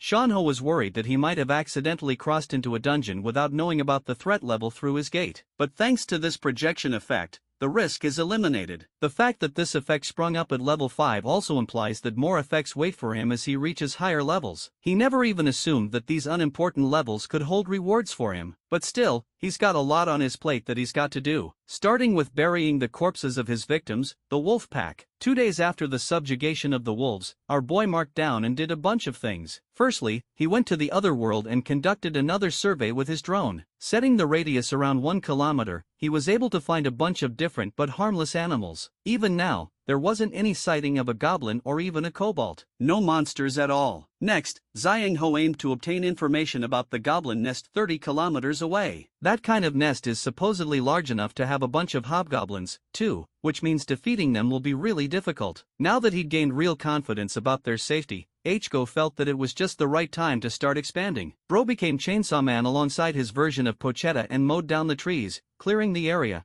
flattening the ground and transforming the same hideout into a proper shelter base. Dingo was the MVP. He helped create a large circle, acting as a boundary. Sean-ho played it extra safe and even set up 2 whole layers of barbed wire fencing alongside a moat. Now he just needed to dig it 2m deeper for a combined effect with the wire. While he was doing all of this, he also watched TV thanks to his projected portal. The government freshly announced plans to carry out a proper investigation into Awakeners. In the real world, Sean-ho actively bought materials from hardware stores. He visited multiple home renovation stores to obtain tool sets. Then, on the way back to his place, he even spied on Shiheen's hideout. If that wasn't enough, Sean-ho even went on a limb to rent a motorcycle and a mini excavator that he could eventually use with added training. The little blue toad continued to be an excellent support for him. Seiho routinely injected a small amount of poison to build up resistance, but eventually he had gathered enough of it to merge with a weapon of his choosing. In his room, he finds himself completely shocked. Survivor 1, a dude with literally 4,500 hours spent on the game, joined the mission. This made Sean-ho wonder about the Weedo shootout alongside the government's shady control over the media. Even the incident of the president's behavior being cooped up in one place. All 3 of these events may look like coincidences on the surface, but our boy knows that it's much deeper than that. His initial theory has always been the same, that Survive 1 is collaborating with the president in his safety, but that's only because he thought this guy would know about the background story taking place. Survivor 1 is supposed to be an item collector, so this guy definitely would have asked for a huge shelter from the president in exchange for the information. He also picked his target of collaboration carefully, choosing the president to gain the highest leverage and authority. The situation is complicated. Zion-ho wonders if this is all just a huge bluff. But then again, my dream doesn't fit. His contemplation is starting to cause a headache, but Zion-ho has reached an answer. If both Survivor 1 and My Dream are collaborating, then our boy intends to change his personal strategy as well. In the next scene, we watch Mr. Four Eyes creating a new score in VRID. He wonders if he's going to get a response back because it could lead to a postponement of his plans. My Dream actually responds really damn fast because some of these gamers are allergic to a job or social life, I guess. Even Bro thinks that this guy is unemployed, but he really wants to check if this guy is legit or not via the VR chat. The chat is initiated with My Dream joining the White Room. Classroom of the elite fans will get this reference. Both players confront each other. My Dream is particularly annoyed with this dude's unknown alias. Even when he agreed to come here, this guy is out here wearing a stupid duck face. The offended duck apologizes and doesn't care. My Dream takes it as a sign that he's dealing with a veteran who wants to hide his identity, but Duckface keeps him in the dark. My Dream tests him with 3 important questions. Only then will he acknowledge this stupid duck. The first question is regarding the maximum jump height of a werewolf, to which our boy fires back immediately with 3 meters. He even knows about an owlbear's weakness, which is basic as __, light is the answer. Finally, the evolution stages of zombies alongside their forms. Duckface responds that instead of having infection abilities, these zombies consume actual nutrients for their functioning. Accumulating the nutrients allows them to evolve into ghouls. Interestingly, some even become enhanced zombies before that stage. My Dream then pitches a 4th question despite claiming that he was going to ask only 3. Our boy refuses to tell him the exact number of precursor events in the story. With this, the player laughs,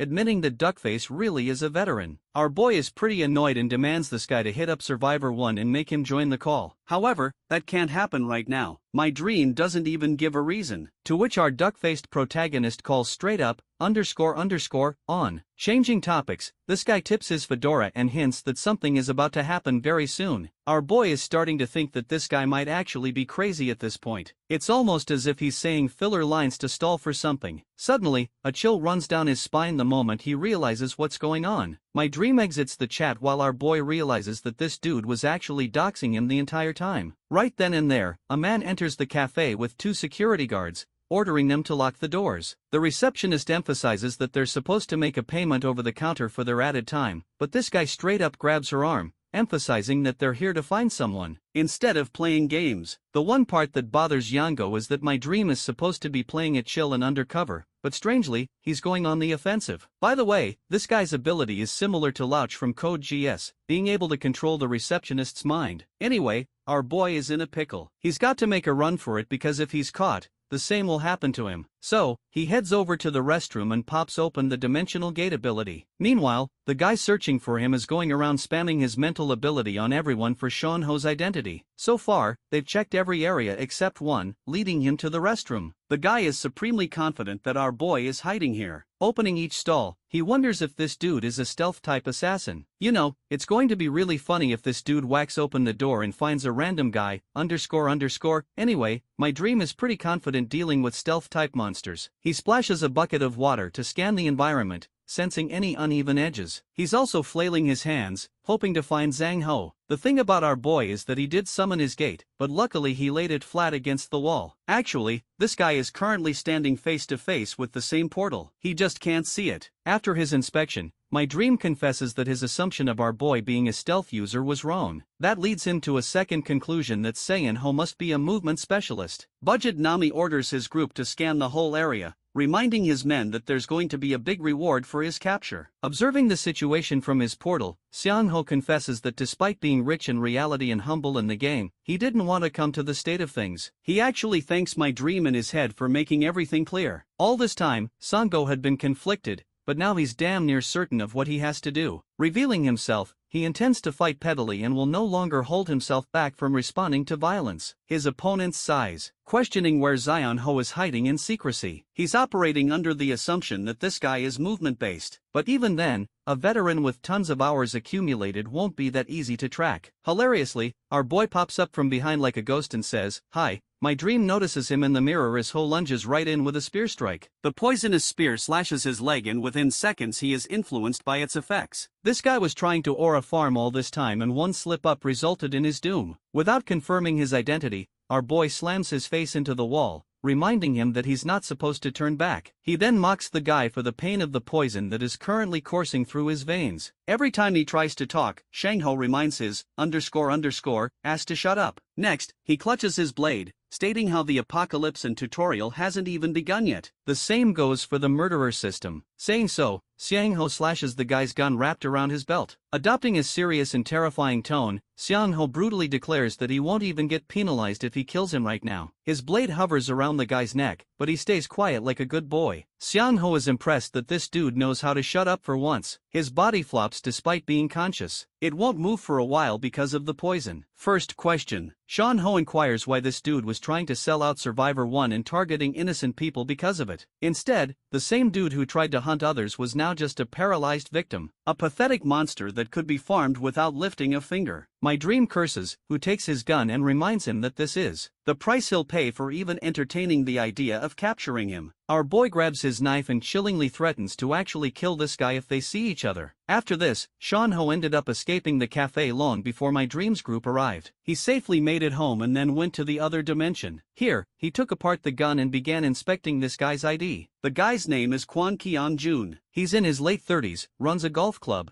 and actually controls 3 bunkers through them. Finally, bro's a sugar daddy to multiple women, which means he gets all the ___ in the bread. For his abilities, Xiangho assumes that he's got something really powerful based on the number of hours he spent on the game. The skill is related to mind control. That much is clear. All of this useful information is now Sean Ho's to use. Of course, skills aren't supposed to improve just because someone spent a few thousand hours in the game. Even Valorant and Counter-Strike no-lifers spend 10,000 hours only to remain hard stuck. Anyway, Xiang Ho understands that the game always valued survival above everything, so his own portal skill is basically a cheat for veterans. For now, he wants to keep this a theory until he's able to confirm another veteran skill. Next, Sean Ho tests the gun, contemplating that the apocalypse was soon to come. He's certain about one thing with absolute conviction and makes his way through the forest following Dingo's lead. Here, the dog barks at an interesting area. Dead bodies of police officers alongside a bunch of goblins are just lying around. Keeping his composure, our boy checks on the status of the bodies. Turns out one of the officers is actually alive, though he doesn't have any fatal wounds on him. He's been hit with a paralysis poison effect. But the more worrying part is his missing weapon,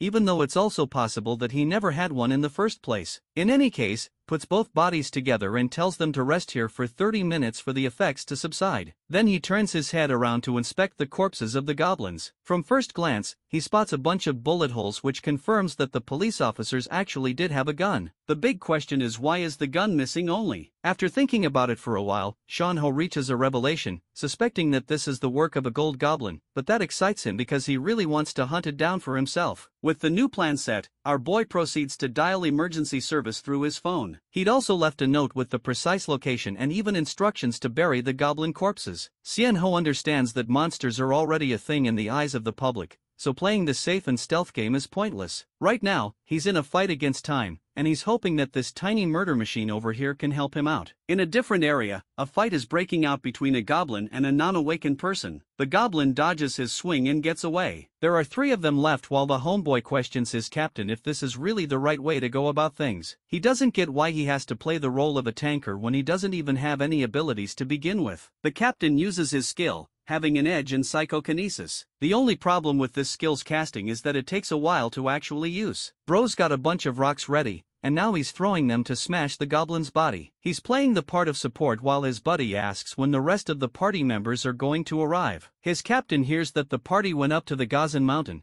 but apparently they've been stopped and were unable to climb up the mountain. This is a striking revelation to the average Joe, who doesn't have any abilities. He wants to retreat, but his captain believes they should push on. 3 goblins jump the guy and are about to beat his ass when more rocks smash their faces and divert them. The good thing is that these goblins aren't as strong as they were in the game. The captain simply tells this guy to keep pushing while keeping composure. As long as they can deal with a bunch of monsters and capture the hobgoblin group, they'll end up with a significant advantage. Mr. Psychokinesis is so busy lecturing his buddy that he drops his guard and gets whacked by a goblin's mace. Now that his hand is __up, this guy can't control his ability. Even more is how a shitty goblin managed to outsmart him with a counter strategy. Yeah, if I was him, I would just give up. Now that they were completely defenseless, the 3 goblins surrounded them and began to lunge from every direction. Things were really looking like the end of the road for these amateurs when suddenly a bolt shot right through the goblin's head. A second and third shot follows and injures the other 2 goblins. Much to their confusion, the party of 2 has no idea what's going on. They look into the dark forest, questioning where the arrow even came from. In the next scene, our boy is seen with his combat bow. At first, he contemplates if he really made the right move to step in and waste his ammo. At the same time, Shanho is just glad that he was able to confirm important information regarding the Awakeners. First, he learned that these guys were being prevented from climbing up the mountain. Second, he encountered a group of goblins who were already pretty weakened. Using these 2 strands of information, Shanho concocts his next plan. He's already prepared a method to deal with the goblin group. His strategy is actually very simple. The idea revolves around provoking the goblin, which can be done by throwing a stone. After rage-baiting the green bald,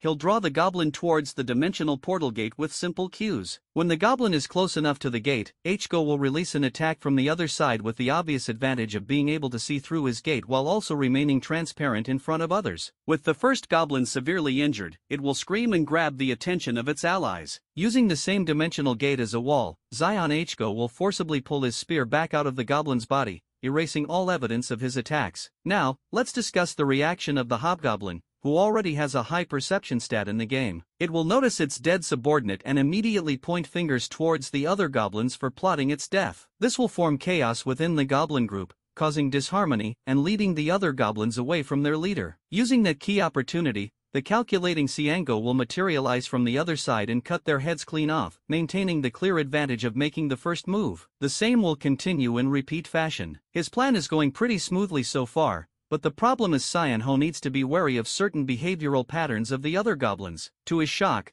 our boy faces an interesting situation. The hobgoblin faces him while the gold goblin runs away with the loot, implying that they had a fallout. This is bad news for our boy, who now has to employ an emergency gamble. His immediate problem is Captain Mustard gaining up on him with speed. Shanho genuinely has no other options here, so he does his best to block the forceful smash. Even after blocking it, his body suffers the shock of the attack and smashes into a tree. Shangho is now trembling and wounded. Things are really looking bad for him. The hobgoblin wastes no time in finishing him off. If our boy goes down here, he knows he's mega levels of cooked. The mace blitzes full speed in his direction with the aim of smashing his brains out. Shanho's health decreases in that key moment, activating his critical skill, survival instinct. Flashing a yellow blare, this man responds to the hobgoblin's attack at point-blank range. Instead of attacking the monster, he races after the gold goblin. An excellent move. Thanks to the gun he obtained from Kung Jun, he aims it at the creature's head and blasts a headshot, killing the gold goblin immediately. Right then, he calls for the dimensional gate. Shanho has achieved the first phase of his farming mission,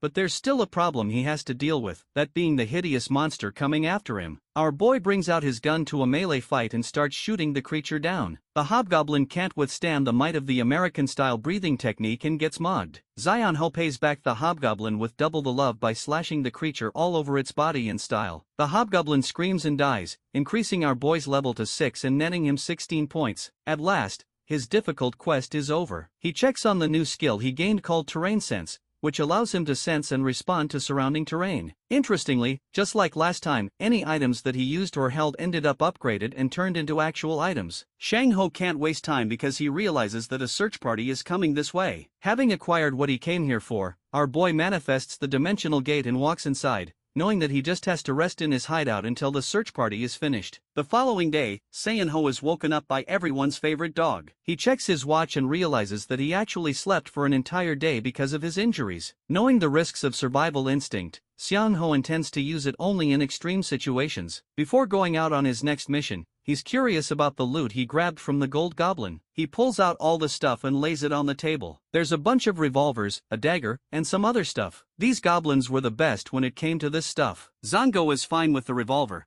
but the real prize in his eyes is the myethal knife he snagged. This baby is a weapon with permanent invariance, a rare thing in the game. It's one of the only weapons out there that won't be affected by the incoming disease catastrophe. But the one question that bugs him is how a goblin was able to obtain such a rare item that costs a whopping 100 points in the shop. Inspecting every inch of the blade, Zango realizes that it is flawed and imperfect. During his contemplation, he reaches an enlightenment. The goblins of this world carried metal weapons. Because of their intelligence, it's not possible for such creatures to make them on their own. This begs the question, did a sudden mutation occur and change the course of their civilization? This meant that even smarter goblins were out there experimenting like research goblins. However, this theory is baseless for now, and our boy knows it. He wants to test it later, but for now, he's more interested in unpacking the tiny satchels. Hitting the lottery, Shang-Ho pulls out a bunch of shade grapes. This unique fruit enhances a person's night vision. Carrying them also makes sense because it's the one reason that these goblins can easily move at night. Popping open the status window,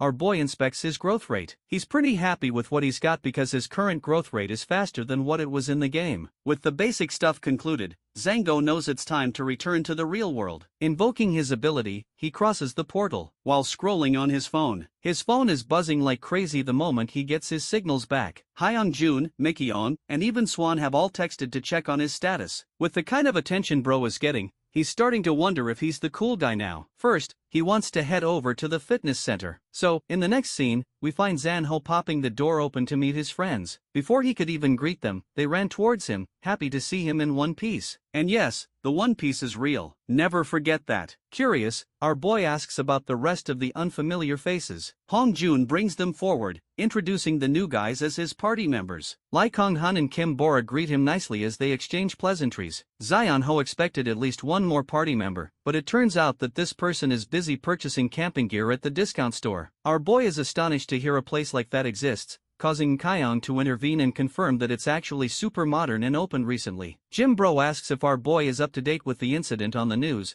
to which Sean Ho agrees, stating that he's all caught up on me. Maybe we should make a channel there, too. The same doctor who took apart the goblin's body from Gazan Mountain went into a state of panic and warned everyone to prepare for the coming apocalypse. The president of the country also held a national meeting announcing how they're trying their best to confirm the location of the creator of the game. Hyunjin wonders what Zan Ho's next big goal is. The whole party is gathered here all because of our boy's rich knowledge of the game. Kyung-hun is a little ticked off that Hong Jun is still seeking advice when he's already told him that goblins obviously give points. So if an awakened person killed a monster, they would just jump from level 1 to 2. So the objective would be to stock up supplies. Now my man is watching this dude talk absolute, out of his ass, not having any idea of how wrong he is. Addressing him, Sean Ho reveals that all of that is wrong. This lousy prick cuts our boy off by asking if he's played the game, acting like a stubborn Redditor who can't even listen to another opinion. Sean-ho maintains that he hasn't to hide his identity. But that's enough for this guy to yap and deal the killing blow that trusting the community blindly isn't wise. Bora, the other girl, turns to ask this guy a question. She's really curious about the process of zombie spores and quizzes him to learn how the infection spreads. She also demands for any conditions involved in the process. In response, this dude ridiculously states that anyone who has ever made contact with an awakened person wouldn't become a zombie, which is the strangest response ever. Slamming the table, Kyung-hun gets up to maintain his high ground just because he has become an awakened himself. He thinks his experience is everything, and even if casual non-awakened players interacted with him,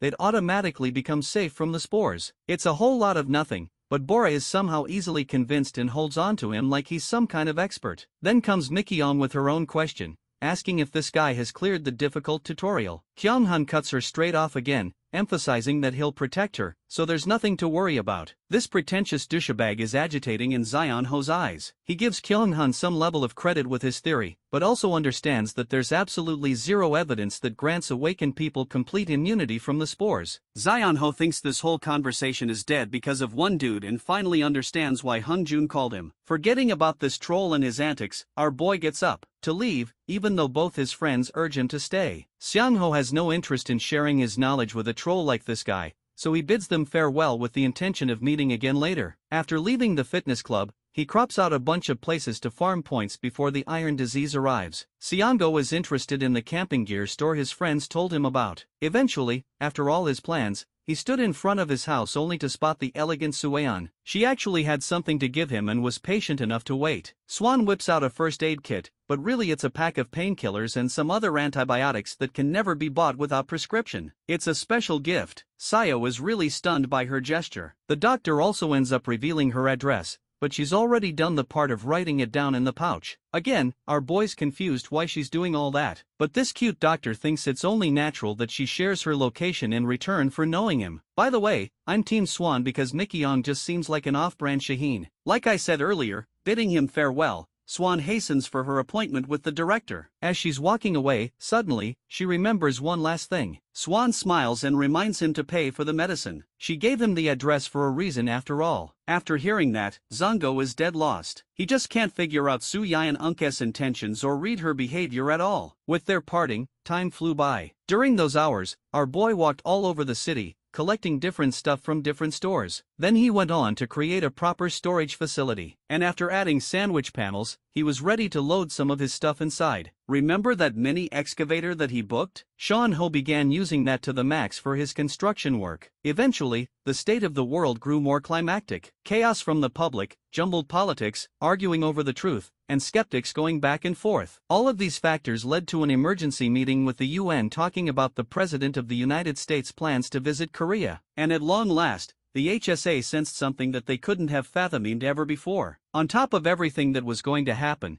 the asteroid to kickstart the zombie era was blazing its way to Earth. 4 days later, Sean-ho finds himself at the Gamkeon port, staring at the luscious oceanic scenery. This is where the final backstory or precursor event called the Russian ship event will take place. After making sure that absolutely no one was around, Seon-ho entered an abandoned building to make last-minute preparations. Here, he casts open the gate, explaining his reason to come here. Despite the high probability of becoming a zombie, he wants to obtain a bunch of different guns from the ship. The thing about zombie spores is that they're pathogens in the form of particle beams. It's not something you can easily avoid. Becoming a zombie here or 5 days later didn't make a difference at all, especially not to someone who didn't live with his family. Seong-ho understood that he could always live in the other world with Dingo, but then his life would have no meaning to his existence as a human. Wrapping up his preparations, he gets to work, clarifying that he isn't out here for a suicide mission. He's just making a choice many others would never be brave enough to make. A choice of choosing the high road for a higher gain. That's what life is anyway. Sean-ho checks the patch notes about this part of the story and assumes the 10-point weapon is an ebony club, but it makes him wonder how weak the state of the zombies will be at this part of the game. There will also be point influences after the asteroid's arrival. The details are written with so much confidence that it's certain that the game creator knew all of this would happen. Seiho was on his phone when the situation got worse. He receives an emergency text regarding a tsunami warning linked to the third precursor phenomenon. In the next scene, the water touches the shoreline, going higher with every pulse. Out in the ocean, there's a ship that is literally being tossed with the waves. Zango realizes that the water has flooded the city, and now he's left with the choice of beating monsters or zombies. Watching the ship closely, he shares how hopeless natural disasters made humans feel. Still, he had to operate in this level of chaos and make his next move using his boat. Seong-ho runs at full speed while supporting his craft before jumping straight down a building, knowing he is short on time. He needed to resolve all of this before the arrival of government agents. Sometime later, he anchors himself with the ship. So far, things are okay. The thing about awakeners is that they don't become zombies, which means Kyung-hun was surprisingly right about his theory. In fact, our boy doesn't even feel an annoying sensation. That's good news already. So, he climbs the ladder for the second phase of the plan. Here, zombies are lurking about on the ship. He calls for them and draws their attention. Bro has come here in shorts with a shield and a mace looking like a Power Ranger. The zombies in the game were always special in their properties. Because of the game, they couldn't spread the virus,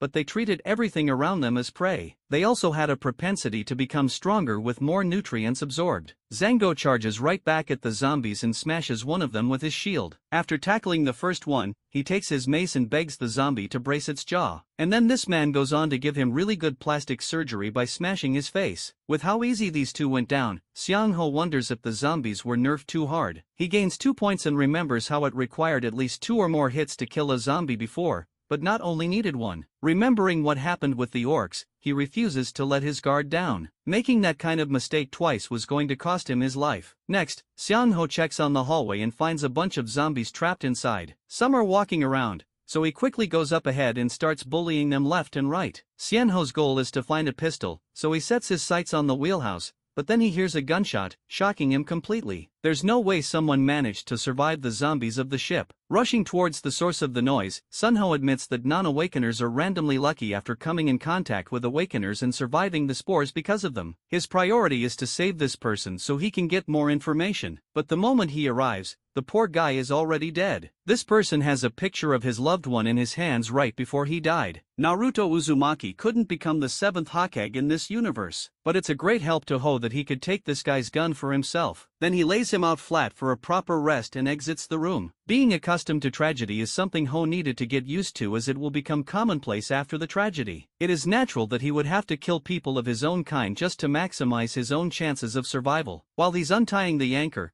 Seong-ho astonishes himself when he sees someone jet skiing on the side. This means that just like him, another player is here to farm points. They cross paths, but our boy exits the ship with what he needs. He doesn't care much about the person going there at all. The following day, it's early morning when the news starts talking about the disappearance of the game developer. No one can find this guy for answers. And ever since the president received proof of zombies, he's been taking decisive action non-stop. To summarize, Zango thinks that the leader of their country thinks in a very similar manner to him. Remembering one last thing, our boy calls Lee Woobum, the administrator at the countermeasure headquarters. Immediately, our boy drops the bombshell of the exact time of the doomsday to begin. To confirm his identity, Ho mentions the gunshot wounds he inflicted on the hobgoblin. Wub is startled that this is actually the same player. Our boy makes him write important details at light speed, mentioning stuff like the exact date, the exact hour, and even the situation of a package arriving in the afternoon. Seong-ho hopes that the countermeasures department does well with this new information, and he wishes them great luck for the war to come. The president pulled off quite the decisive move. People on the forum community began to realize that the situation was getting worse and worse. Internet and electricity wasn't going to last long, though could only take these opinions with a grain of salt. He's unsure if all of this is really going to happen. But then an announcement is made informing citizens to prepare a good amount of food and water for 4 days and return back to their families. The military is actively patrolling and demanding the people to stop all activities immediately. A proper statement will be issued by July 20th. Seong-ho observes all of this and thinks that this is the perfect response. He feels bad for not informing the people sooner about the state of the world to come. If he had only known how well the government would have handled all of this, then he would have gone all out from the beginning and exploited his trait. It seems like a huge miss, but Zango hopes by admitting that he still wouldn't have been able to stop the disaster. There is no point for him to dwell on what could have happened, only that he must remember his own promise. First of all, he's not some hero of justice, nor does he want to be. He's just an ordinary guy. Afterwards, we learn that the lockdowns and quarantines shook the state of the world and made it impossible to navigate. That's why Zango spent his days in the other dimension. 3 days before the start of the apocalypse, he finished digging, but at a slow rate. He also chalked up all the videos he saved up regarding cooking and farming because the internet won't exist soon enough. 2 days before the apocalypse, he scouted around the area with Dingo and felt lucky finding a few golden apples. This made him wonder if this whole place was enchanted and if it was blessed with being a fertile land. One final problem came up a day before the apocalypse. Apparently, Xiang-ho found 2 packs of sweet potato jellies missing from his storage. There's also a dried grape here. The obvious assumption is that Dingo ate the jellies,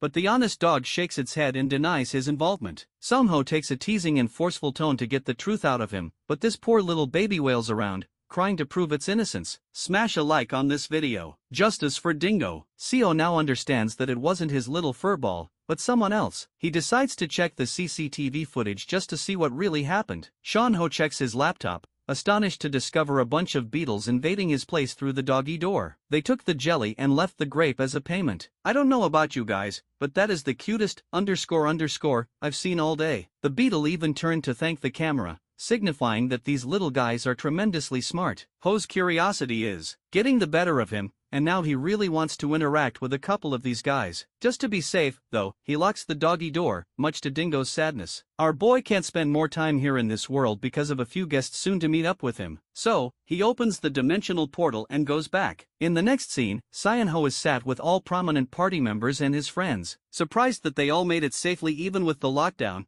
he spots an unfamiliar face again and learns that the new guy is the final addition to the team. This charming Prince Charming is Yuyan and he's already awakened. Unfortunately, he doesn't know much about the game, but he is an electrical engineering student, so he's got a lot of hands-on experience. Zango loves this guy's addition and introduces himself as a non-awakener. Both are very polite when meeting each other. Anyway, Xiang-ho wants to wrap up the important stuff quickly. He wants everyone to go through any information they have one by one. Starting with Jim Bro Hung Jun Walmart. Yuji over here starts off by sharing an experience about his ex-wife. They were talking when the line was cut. Worried, he went searching for his daughter, but on his way back, he spotted a bunch of barricades being put up on the highway. According to his investigation, Hung Jun learned that they were trying to evacuate citizens near the petrochemical complex. It's the elegant doctor's turn next, who shares one piece of important information. Swan saw a shelter being built in the local park, which is shocking to witness, but it's actually true. Mickey-on's up next. She was at the mart when she heard something about high-ranking officials opposing the president's decision. Apparently, the protesting officials were all detained. All of these findings are way more valuable than Xiang-ho initially assumed. The ending was approaching and the president's stance was pretty clear. He knows what's going to happen. So the big question is, why did he start off asking one by one? It's because in a network it's important to have corresponding reasons according to someone's information. He could very well expose himself as a veteran and persuade them that way, but that would put him in great risk personally. Zango starts talking, urging everyone to listen well to what he's about to say. Then he boldly declares the president's ultimate goal of creating a controlling apocalypse. His words immediately stun every person in the room. Xiang-ho backs up his logic by mentioning the unexplained lockdowns and how all national facilities went to a halt. There's only one reason why the government would make such drastic changes in such a short amount of time. Sueyan puts 2 and 2 together and realizes that the end is near. She catches on quickly and deduces that the government is already confident of the exact day the apocalypse will unleash. Cyango confirms this and dubs July 20th as the suspected day. Panicking, Yuan gets up to inform his family, only for our boy to shout at him. He doesn't want these losers to lose their minds, even if it sounds cruel. Individual survival meant infinitely more than one's family. Saiyan Holy reminds every person in the room that any one of them could turn into a zombie starting from tomorrow. So, the terror of death is looming over all of them. Addressing the main point, he pulls out a bunch of files, acknowledging the real reason he called them here. It's because he's got a strategy for the tutorial phase,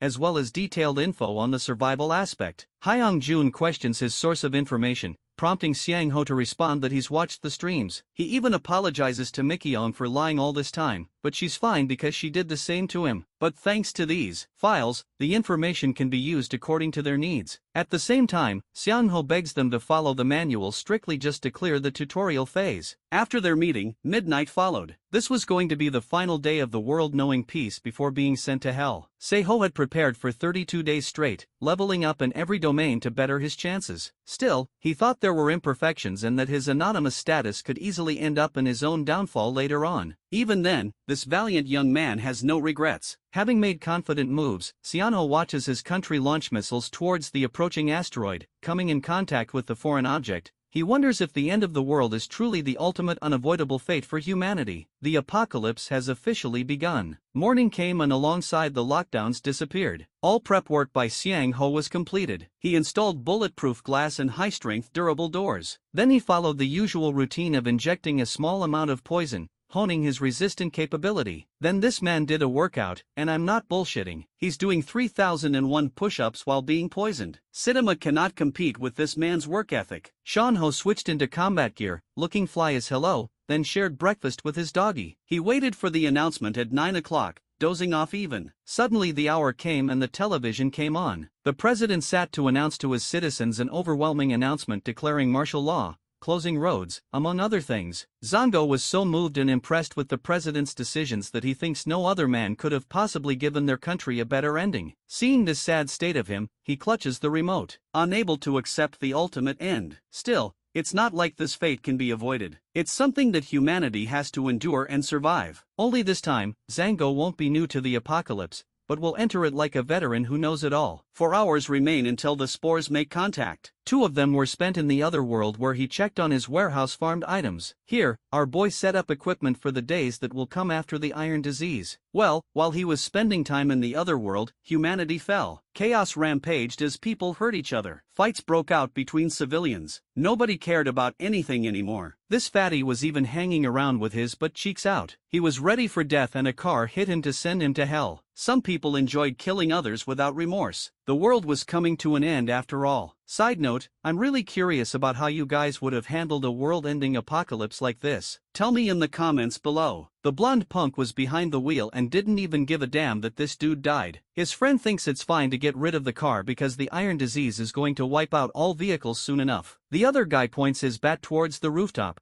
calling out the loser who's spying on them quietly. He has personal feelings towards our boy and he wants to farm Xiang Ho for points. Zion Ho doesn't get why this guy is acting all high and mighty, but he does spot flyers popping from the sky. Even at the edge of the apocalypse, the government is worried about its people. It's amazing to see them caring about others. Unlike Sean Ho himself, who is ruthlessly selfish about personal survival, he knows that if more people acted for the interest of others, the apocalypse would be easy to deal with. Crushing the paper, he reflects on how this is an unrealistic standard. All he has to do is get back to his preparations. In the next scene, hardly 3 minutes remain until the spores make contact with the world. Sean Ho has collected a bunch of air tanks and wonders if there'll be enough before the disease takes over. He's already memorized every single route when it comes to replenishing his goods from the city. Looking at his watch makes Xiang Ho wonder what would happen if he forgot to take it off. At this point, even he knows that he's worrying too much. So, he keeps things simple and puts on the helmet. It's 1 p.m., so the spores have now made contact. Zango resolves himself, kick-starting his bike and hoping that everything goes according to his plans. The scene shifts to the rise of the infection. The spores have begun affecting regular citizens. Life is sucked out of the people, and eventually flesh-eating corpses are all that's left. These growling purplish monsters are drawn to a certain noise. Sean Ho is racing full speed ahead against some of the zombies. Much to his surprise, there aren't that many in this area. It's a good thing because most of the people who turned into zombies ended up staying home, dying alongside their families. The only part that intrigues him is to find someone who didn't turn into one. Still, things aren't looking bad. He sees a clear path ahead, taking a shortcut,